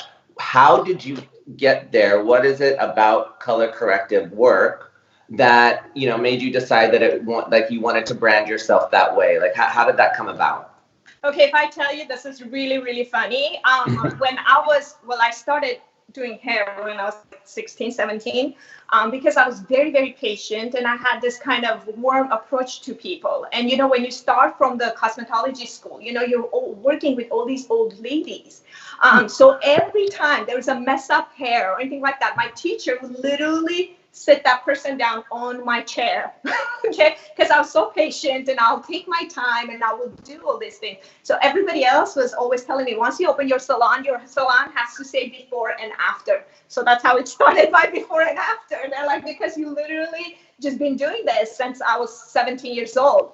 But then, like I said, somebody mentioned earlier, when you're old school like us, there's not that much of an education that was, we weren't exposed to so much education, and you would pick up things, and it was always try and error. So I never stopped doing correction, even though it was one of the hardest things to do. And I always tell this to everybody: when you get into the correction, you always want to undersell and overachieve.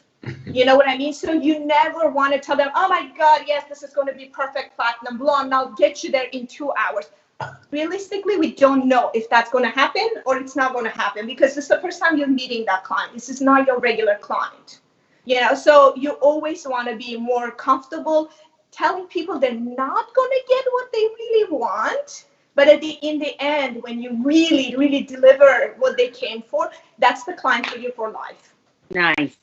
And I always want to tell people, I don't want them to get discouraged about it. I want them to always try. If it doesn't happen once or twice, or if you fail, or if you burn that hair, yes, you are going to burn some hair if you start out in correction. That is a fact. But I don't want them to get discouraged. I don't want them to feel overwhelmed and they're like, oh, this is not my cup of tea. Nice. Thank you for that. Yeah, so basically since 17, I got kind of stuck. I had no idea. So this is like from the beginning till now. I thought it was something that over time you became, but you actually started in school as a color correction specialist, basically. Yes, that goes on way. Well, now it makes sense why you're so amazing at what you do. Well, thank you. Appreciate it. So what are you going to show us today? All right, so I tried to, I don't know if you can you guys see the mannequin? Okay. So I actually tried to mess up her hair as much as I can. Well, this is what most people are going to come to the salon. Can you see? Yeah. Okay. So, well, after this quarantine thing is over, most of our blondes are going to come back with, depending how long they haven't been coming into the salon, if it's 2 months, 3 months, or 4 months of regrowth. And most of the time, this is what you're going to be dealing with. So you're going to have their blonde, which we're assuming this is your client, that it's coming back to you. So your blonde is going to be nice and even somehow. You know, we're not dealing with a very crazy correction in here when I see bands upon bands upon bands. That's a story for another day. So this is your regular client. You know, I want to give you tips that when your regular blonde clients come in, how are you going to approach this? The quickest way, least amount of time, and the shortest way to get there with, I guess, less steps. Because I see a lot of stylists, they wash and go back and forth, and you're of course losing time with that. And then if you have back-to-back clients, you never want to do that. So you just want to give each client at least an hour for your application, and then they just sit and cook. That's it. You don't even have to put them under the heater or anything. And then, of course, once in a while, just check on them while you're taking your simple root touch-ups or highlights or anything else. So it's also how you manage your time at the same time.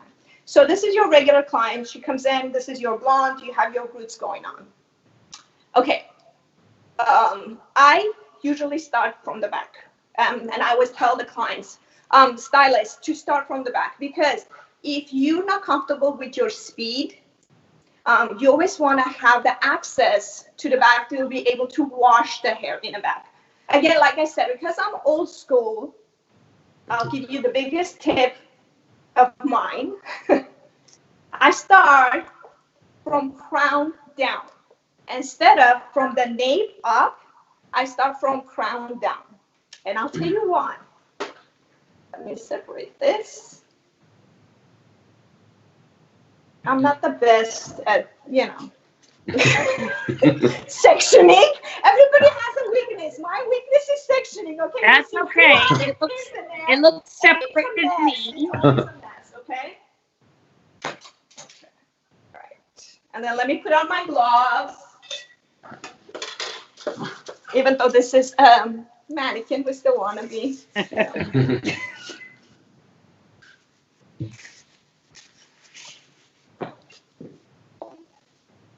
All right, so I want you to start from working crown down. And the reason we want to work from crown down is because I'm going to be applying the foils and I'm going to be folding the foils up. What I'm doing in that case is I'm creating artificial heat.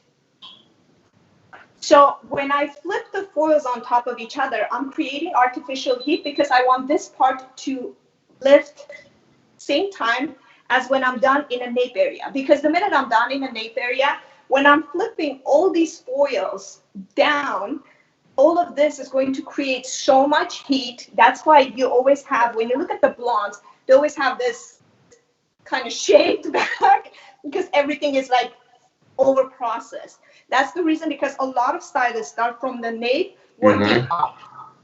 And then when you're on the top of it, there's no foils sitting on top. So the top lifts kind of slow, the time-wise, compared to the bottom one. So that's the reason I would start, again, try and error. I've been doing this for so long that I kind of figured out the few things that's going to help me out.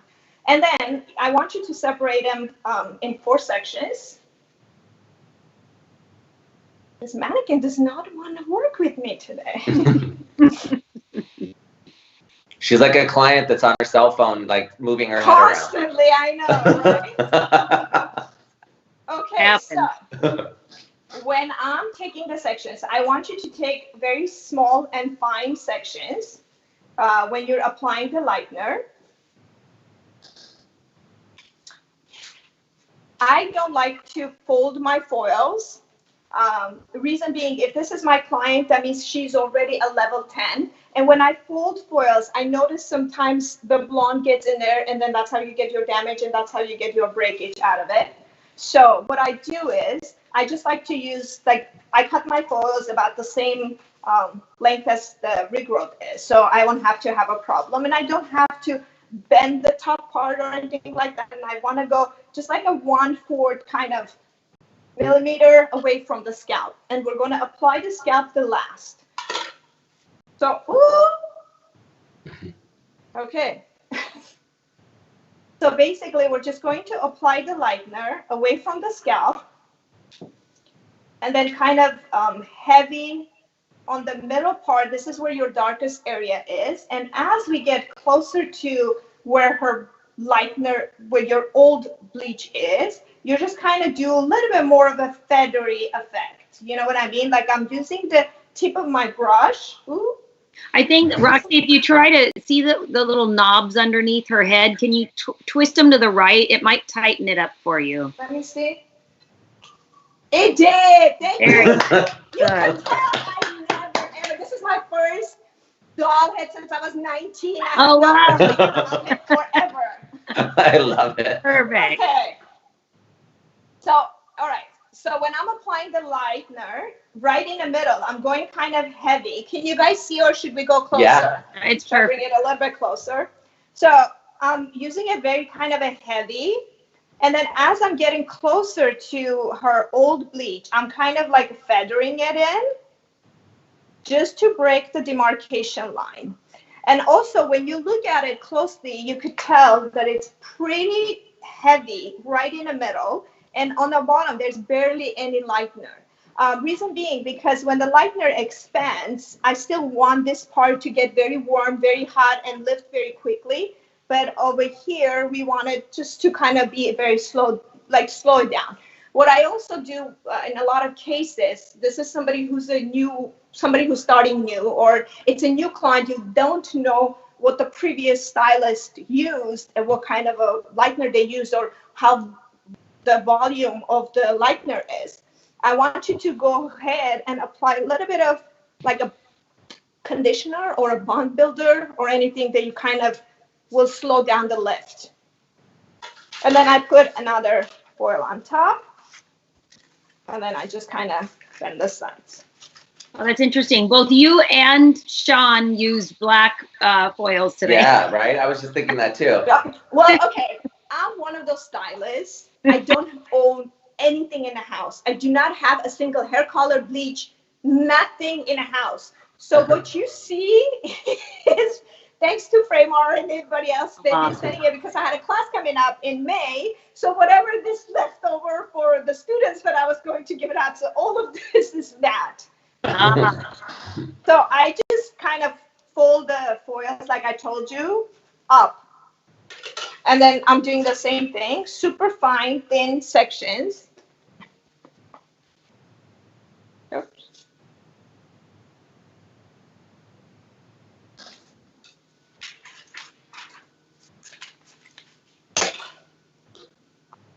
Again, very heavy in the middle.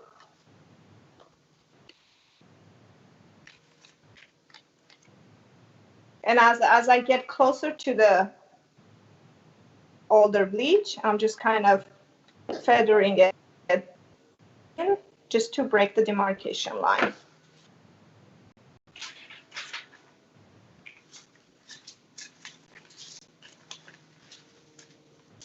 So basically that's all I'm doing. I'm just stacking foils. As I get all the way to the bottom, then I just kind of fold the foils down.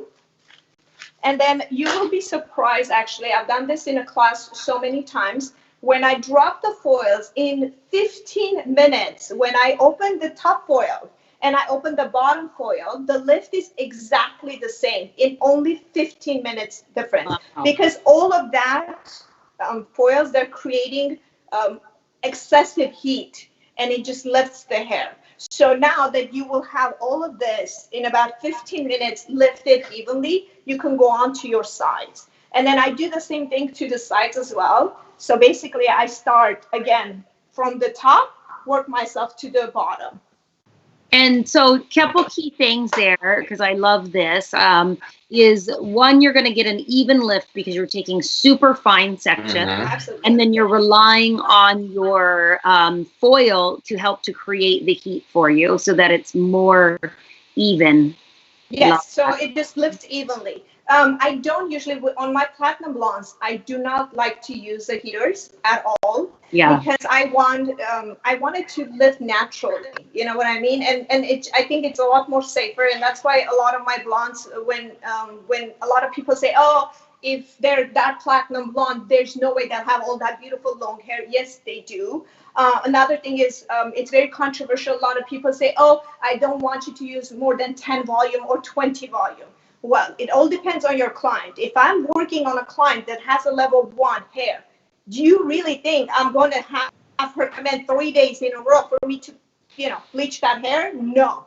There's no way level 10 is going to lift the level 10 hair. Mm-hmm. So, again, the highest volume I use usually is 30 if it's a new client. If it's my regular client, because I have 3-4 of my regular clients who are level 1, those are the only clients I would use 40. But again, I never use anything higher than 30 on their scalp.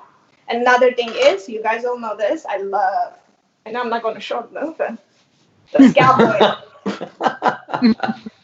Yeah, so find an oil lightener for on scalp is your preference. Yes, you have to. This is what I get. Most of my DMs are filled with, oh my God, you're saying 45 minutes on scalp application. How come they don't have any blisters? How come they don't have any irritated skin? Oh no, that. Well, if you do your homework well, there are all these amazing products. Why are you cutting corners? Why aren't you using it? And you don't really need to use a lot of it. You can just use a very little, and it keeps the scalp nice and moisturized, and you get the lift you want because it's not going to affect your lift. And at the same time, your clients are happy, they're comfortable. And if you want to use a lower volume, fine. They'll just be sitting very nice and comfortable.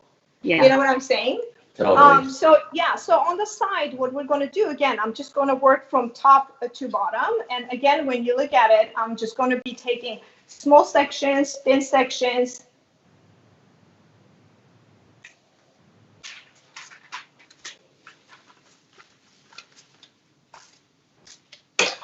The top to bottom, I'm like having the biggest epiphany ever, Roxy, from this. I know a lot of people, they're like, are you doing that for the video effects? I'm like, no, because I try and error this way. Yeah. Everything lifts evenly, fast and even. And, you don't have to go back and check your work, or you don't have to take them down and then wash the nape area and then just leave all of that. That way the foils are shifting too much. Then you have bleach all over the place and it just creates a mess. And you worked with me and, you've seen how clean I work. It's amazing. When people look at my videos, it's literally, I worked exactly like that. Very clean. Like I don't have 200 bowls all over the place. I don't have foil sitting around. Just do the right steps, do it correctly. And then you don't have to go back and correct your own work. That's my biggest thing, No, it's very clean and effortless when you do it. I picked up on it when we worked together that you were going top down, because I think we were doing different models at the same time. But it's just a really good tip. I usually do what most people do, which just start in the nape at the bottom and work my way up. But you're right, then I have to pull everything out, and it's just such a good tip.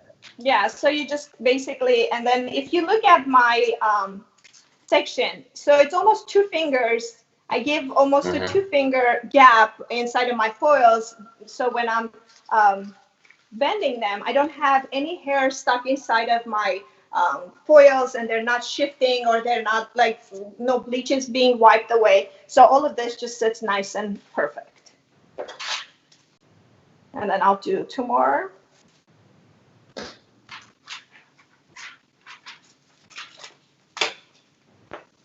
So another thing is about the lightener consistency. I know a lot of people like to blend their lightener the way the I guess the brands are telling you to. It's usually 1 to 2. My other biggest tip is when you when you're mixing your lightener, always consider your client's hair. So the thinner the hair is, the dense I want your lightener to be. The thicker the hair is, the less dense, because the thicker hair absorbs so much of the lightener. You'll be surprised when you go open up your foils, there'll be no lightener in there, because it'll just absorb it, because it takes so much more to lift darker cuticle, darker and coarse hair cuticle, I should say, than it would be with somebody who has thinner hair. So you want your lightener to be less dense when you're working on thick and dark hair. So mix it the way they tell you to mix it, like 1 to 2, and then just add a little bit, as much as you need to. When it comes to the different textures of hair, Roxy, does it change your saturation at all as well, or more the consistency of the lightener for you? Most of the time, just the consistency of the lightener. With saturation, the way I do it, I like to saturate just that middle part, the really, really dark and kind of the area that lifts the hardest, and then rather than the scalp and the tips, like the ends where we're blending it. But other than that saturation, I wanted really saturated that middle part to be.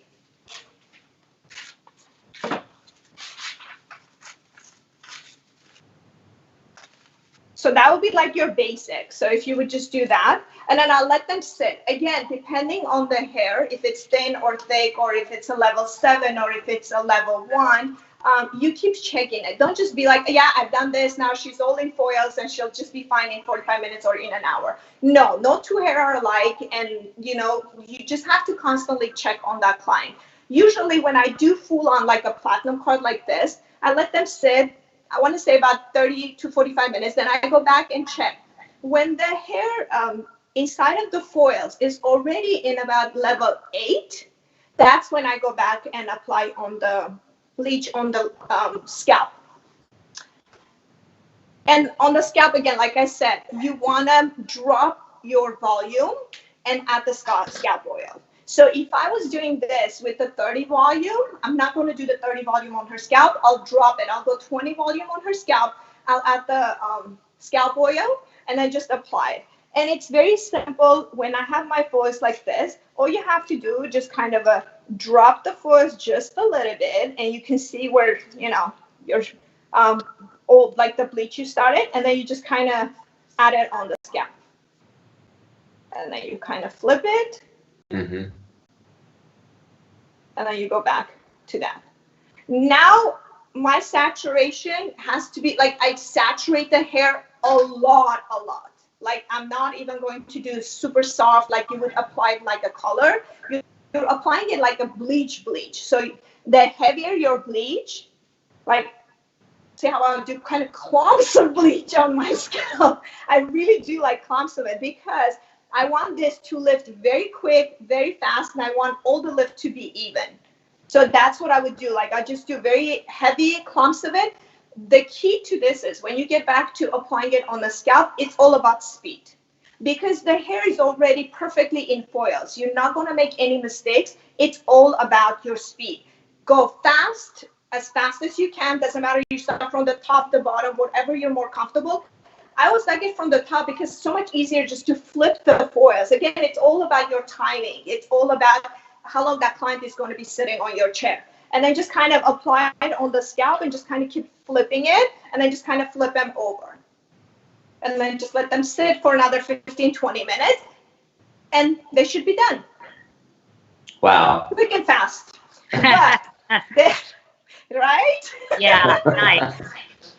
Yeah, so it's, I wish there was a client. In a client, you see the results so much more different than on a mannequin. But these are the key points that I want you to remember. It's all about your speed. It's all about the saturation, your small, fine, tiny sectioning.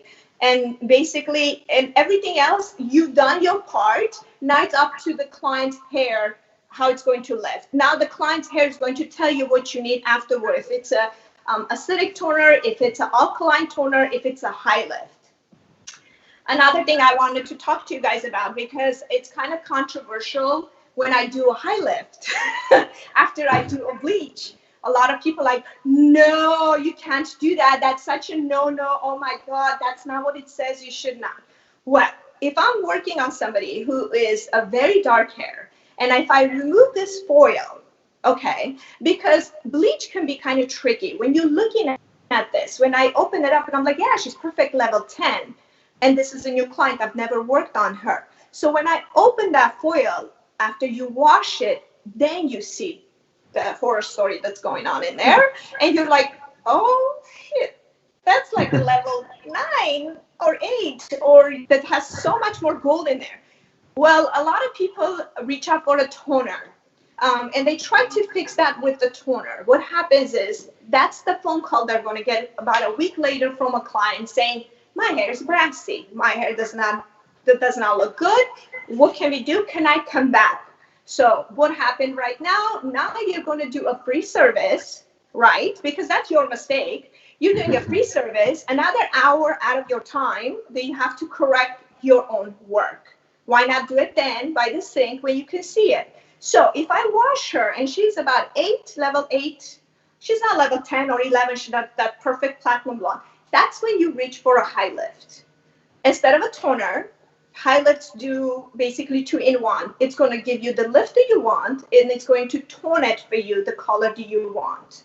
So that's what I do. Basically, if I take the foils out and then I see that really, really kind of that new bleach because she has such dark hair that I still have a lot of gold in there, or it's not the level that I want, you can absolutely use a high lift. Trust me, I've done it. The hair is still going to be fine. It's not going to break off. You're not going to have problems, and you're not going to, you're not even going to need a toner afterwards because you're doing 2-in-1. You're going to lift it, tone it at the same time. I do have a question for you, though, as for what you just said, is when you say it's not going to break off, we all know this, we have to be super mindful of our clients and what's going on at all times, especially with correctives. So for you, being such a professional, my question is, when do you have that moment for you when you're checking your client where you say to yourself, you know what, this is a new client. Obviously, there's some underlying things going on in this hair. Like, what rules do you set for yourself? When it's time. So with me is I never like to push their hair more than the hair can take it, because as long as I've been doing this, I'm not a newbie, and I'm not like I'm not in a position like I don't $100 for the hair for me to send client home with their hair in a bag. Basically. So I can't do that. So when it comes to the point when I see that their hair would not do what it's supposed to do, then I'll go out of my way and I say, hey, we've done the high lift, we've done the toner. This is as light as you're going to get. Why don't you take a picture of your hair and call me within a week? And I want to see, because I've never worked on your hair, I want to see how fast the toner washes out of your hair, or I want to see how your hair is responding to all of these treatments that we did and how healthy your hair is. Then I'll tell them, come back in a week, and then I'll see what my next step is going to be, if it's going to be a toner again, or if it's going to be another high lift. So then it becomes almost like a session. You start doing sessions to get them to where they want to go. I'm not a usually session stylist. I don't.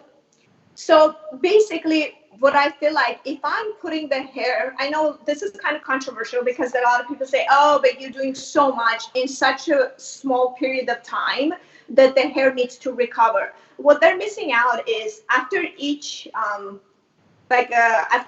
process, I would put a bond builders and I'll let the client sit there for an hour or so until I do my next one. So if I'm going to do a high lift on this client, she's going to be washed, she's going to be sitting with the bond builder for at least an hour. Then I go back, like dry that hair, and I don't cut corners. Then I start doing the high lift. And then after that, again, another bond builder process. And then I would just do like a soft toner or anything else like that. So you have to take those steps while you're in consideration when you're doing it. But like I said, very few times when that happens, and that usually will happen if it's a level 1 or 2 client and they really want really platinum blonde, and I'll say, why don't you just come back, and then within a week we'll just tone it for you, because at this moment their cuticles are wide open. Doesn't matter what you do, a couple of washes, that toner is going to wash up and they're going to see more of a gold tone into, you know what I mean? And that's when what happens, a lot of stylists, they will go a lot more a gray base, and they'll be like, I know it's kind of gray, it's not as platinum, but trust me on this, the more you wash it, the lighter it's going to be. And in the end of the day, I think it's that relationship that you're going to have with your clients when you're kind of honest with them and you tell them, this is what I did and this is why I did it for. And I know it's not ideal. I know it's not the platinum blonde that you wanted it, but let's keep in touch. I want you to take a picture. I want you to send it to me. So I feel like the open you are with your clients, and you never close the door on them, and you always be like, don't worry about it, I'm here for you and I can fix this for you. Then they're comfortable, because right now they just pay good $5, $6, $8, $10,000. They're like, okay, this stylist is not after my money. This stylist really knows what she's doing, and she's really willing to take that extra step and keep me happy in a way. Oh, that's nice. Roxy, I have a question, because, we have no idea when the lockdown is lifted, what it's going to look like when we come back into the salon. And there are some thoughts or indications from other countries that have opened up whereby the appointment time may be limited to 30 minutes per person. So if you had this same scenario, what would you do if you had a limited time with your client? Okay, so 30 minutes is not going to cut it for correction, for sure. It's not going to cut it for correction. When you're doing, it's with my blondes, they're already going kind of crazy. With my regular clients, it's going to be easy because when they come back, I will just do all of this. You know what I mean? Not let them sit, or if we're going to wash and put a bond builder and send them away, and then maybe they can come back, and then we can just do the toner or anything like that. But with any other client, there's so many quick steps that you can do. If you know, but when you're talking about platinum blonde, I don't know how that's going to go about. You know what I mean? We just have to kind of break down our clientele. Like Alfredo knows the way I work. I see about 10 to 12 clients a day. Yes, I work kind of crazy because initially I just do this and they just sit. And I'm very fast, and you know, I do very quickly. So this full on application literally takes me 30 minutes to do. Doesn't matter how thick or you know how thin their hair is. It's just, you know, it's like it just comes automatic to me. But with any other clients, when they're coming in, yes, you can just do a quick root touch-ups, and then just like I said, you don't have to do the blow dry or styling or anything like that. At least in the beginning, you can just do bond builders are a very good way of sending clients away, and you're not charging them extra for that. You'll be like, okay, this is me from me giving it to you. This is a $50 service, but we're just going to do it, extra conditioning for you, and then you can go home and wash it, and they're happy. They're like, oh yeah, I'm getting something for free out of this as well. And at the same time, it's good for their hair. But you're cutting kind of corners of blow drying and styling and all of that stuff. And you can see more clients, color clients, because at this moment, I feel like color clients are the ones that are suffering. Like my DM is going nuts with what we're going to do with the roots, what we're going to do with the color when we get back. But when somebody has another thing, the good thing actually, I should say, about this quarantine and everything else is there were few bleach clients, because let's face it, not everybody can afford being a platinum blonde. When you do your initial correction consultation, it's the key. You need to talk to them about their budget also. So if you have a new client who's coming in like this, the first question you're supposed to ask, why? Right? I mean, if you're the person, you let your hair grow this much, is the first thing is because of the money, then you need to think about an alternative. Why don't we do baby lights for you, that you can work your natural hair in there, you still be a perfect platinum blonde, yet when your roots are growing out, you know, you're not going to see this, you know, and I don't have to see you every month. I get to see you every 4 to 5 months. But yet still you'll be a beautiful platinum blonde working it with your natural hair color. So that's very key. The consultation is the key when you're starting your correction, basically, because you have to talk about their budget. Or if anything else, if they've been in a hospital, away from a country, or in quarantine, that's okay.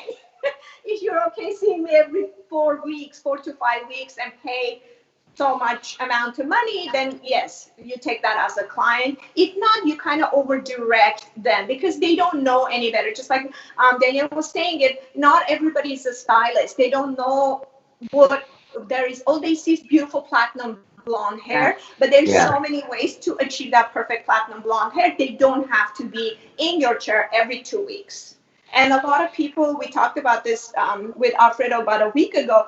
A lot of people have grays like me, and they wanted to start making their grays, you know, their natural hair to grow out, but they don't want to walk around with big roots. Now is the time. If they were thinking about making that transition, now is the best time to do it, because when they come back, you can just throw in a few highlights in there, like very big baby lights or micro lights, and then so they'll be happier with their natural grays, letting it grow out. I think that's a great transition. We've got about 8 minutes left in our session here. And I think you wanted to share a little bit of something with the audience. Oh my God, yes. You know, we talk about this and everybody looks at the quarantine in a negative light. They always say, oh my God, I haven't colored my roots or anything. And I always look at things always in a positive way, because I have OCD. Like I like everything to be perfect. And I think most of the hairdressers do, or else we would not be in this business. And we have a personality who like to please everybody. Again, we wouldn't be in this business if That wasn't us. So yes, I've been talking to all my clients, and I see a lot of stylists. You know how they make the little kids, you know, the what do I call it, the coloring kit that they're giving at their clients, like their clients, to do it at home. Unfortunately, I'm not that stylist. Now, always, because I can't even color my own hair. It's not that I can't, I just refuse to, okay? Because I'm very high maintenance. You've never seen my hands like this. It's always mani-pedi. I get them done 2 weeks. Facial, manicure, pedicure, root, everything's like I'm one of those, okay? I have to have it all perfect. So if I'm not doing it, nobody's doing it, okay? So I tell my clients at home, you're like, no, you wait for me. It's fine. You're home. You're not doing anything. But again, like I said, I wanted everybody to look at it in a positive way, because the world needed to heal. We need to heal. Okay, this is a good way of looking back, saying, okay, I want my scalp to heal a little bit. I want my nails, my, you know, feet and everything else to heal. So we're going to take it all back. Again, but I look as gorgeous as I look today because there's always alternative that you can do.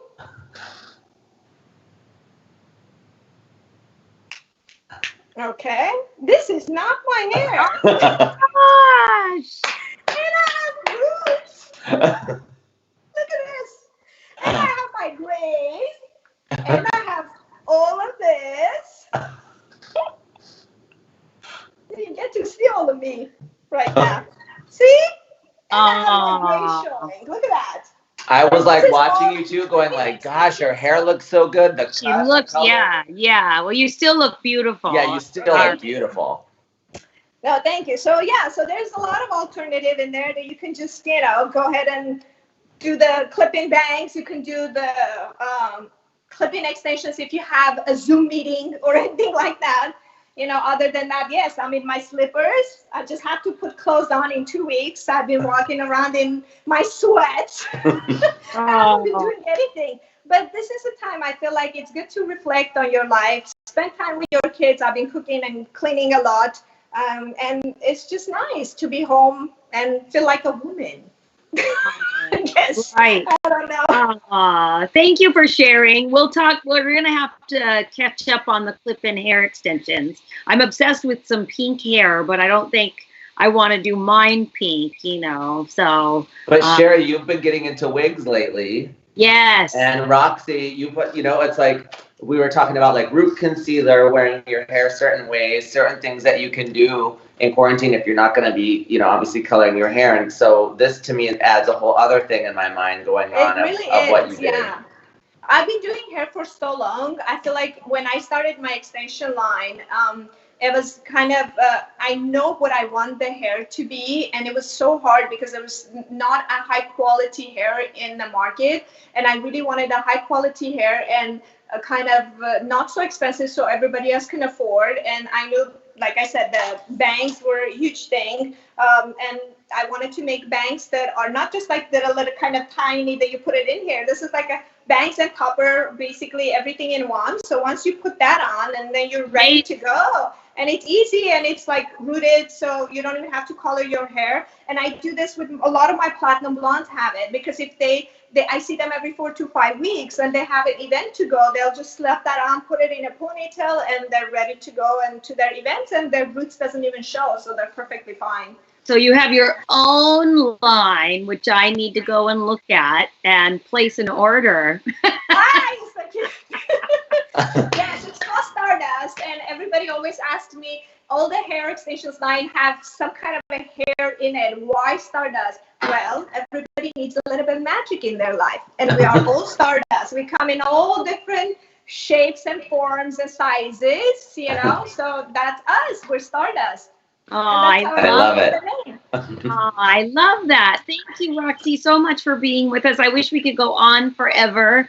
Thank you guys for having me. I think that's so many good tips. I was like sitting in there and I'm watching it. Shawn had some amazing tips in there. And I usually, when I do that, I go in the micro light, and that was so cool. I'm going to try that. Last week you had George, and oh my God, teasing.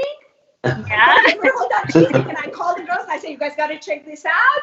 Because, you know, I haven't washed hair for like forever because I have my assistants, and they're always complaining. They're like, Roxy's teasing and she doesn't care. But I was like, oh, I just picked all that out. That That was so amazing when he did the 3 sections, and that was perfect. Yeah, this is great. cool. This is amazing. This is like people could sit at home doing nothing right now. They can pick up so many little tips that when they get back to work, they're so ready. They'll be like, yes, I can do this. Like, I'm not going to be confused about any of this. And it's going to be quick and fast until we kind of get back to doing the things in a normal way, hopefully. Yeah, hopefully that's sooner than later, but in a safe way, of course. Yeah. When he Yes. soon. And I love that Eric said theatricals. Yeah. Theatricals of the He has things, been I'm telling keeping me you. Roxy's very been- entertained. Yeah, very entertained. Roxy's been getting her R&B on. You can tell she's been picking up all the I tips know, every you know, Monday. This is what I don't like when stylists, and I see this all the time, they become so ignorant. They say, that's not how you do this. That's not how. Listen, look how many tips I picked up in literally 1 week. And I've been doing this for 30 years. And if I say I picked up that from George, that from Shawn, that from, you know what I mean? That means you have more to learn from anybody else. You should be, this is the best time. You don't ever say, I'm bored. You're never bored. You're constantly learning. You're constantly working on yourself. You're constantly educating yourself. Well, and Roxy, we both learned a bunch from you today too. I learned a whole new way to do color corrective and how to handle regrowth coming back into the salon. So thank you so much. Love you guys. Thank you, Roxy. Thank you for having me. Thank Oh, and Roxy's going to be on my Instagram Live tomorrow, actually. Oh, so we're going to yes. go into this a little bit further and kind of reminisce about today. So I look forward to seeing you tomorrow, 1 p.m. EST, Roxy. So more Yes, hot I tips can't from wait. Roxy I'll see tomorrow. you guys. Turn it Yeah. in. See you tomorrow, Roxy. I'll see you guys. Stay safe. Thank you. Bye. Bye. Bye. Bye. Such an amazing group of people. She's got the best energy. She's beautiful. I'm a little like, I'd like to think I'm older than her because she's way tighter than I am. Oh my God, you have the best skin. Stop. Like, you have the most fresh, soft, young skin. I'll ask for her skin regimen tomorrow, okay? All right, I will ask her about So everyone, thank you so much for tuning in. It's 4 o'clock. We love you. We want to hear from you. Please come to 1 p.m. tomorrow on Alfredo's page, 1 p.m. Eastern Standard Time, that is, for an amazing lineup. He'll give you tomorrow what the rest of the schedule is, but other than that, we'll see you later. Thank you so much, everybody, for another great Education Monday.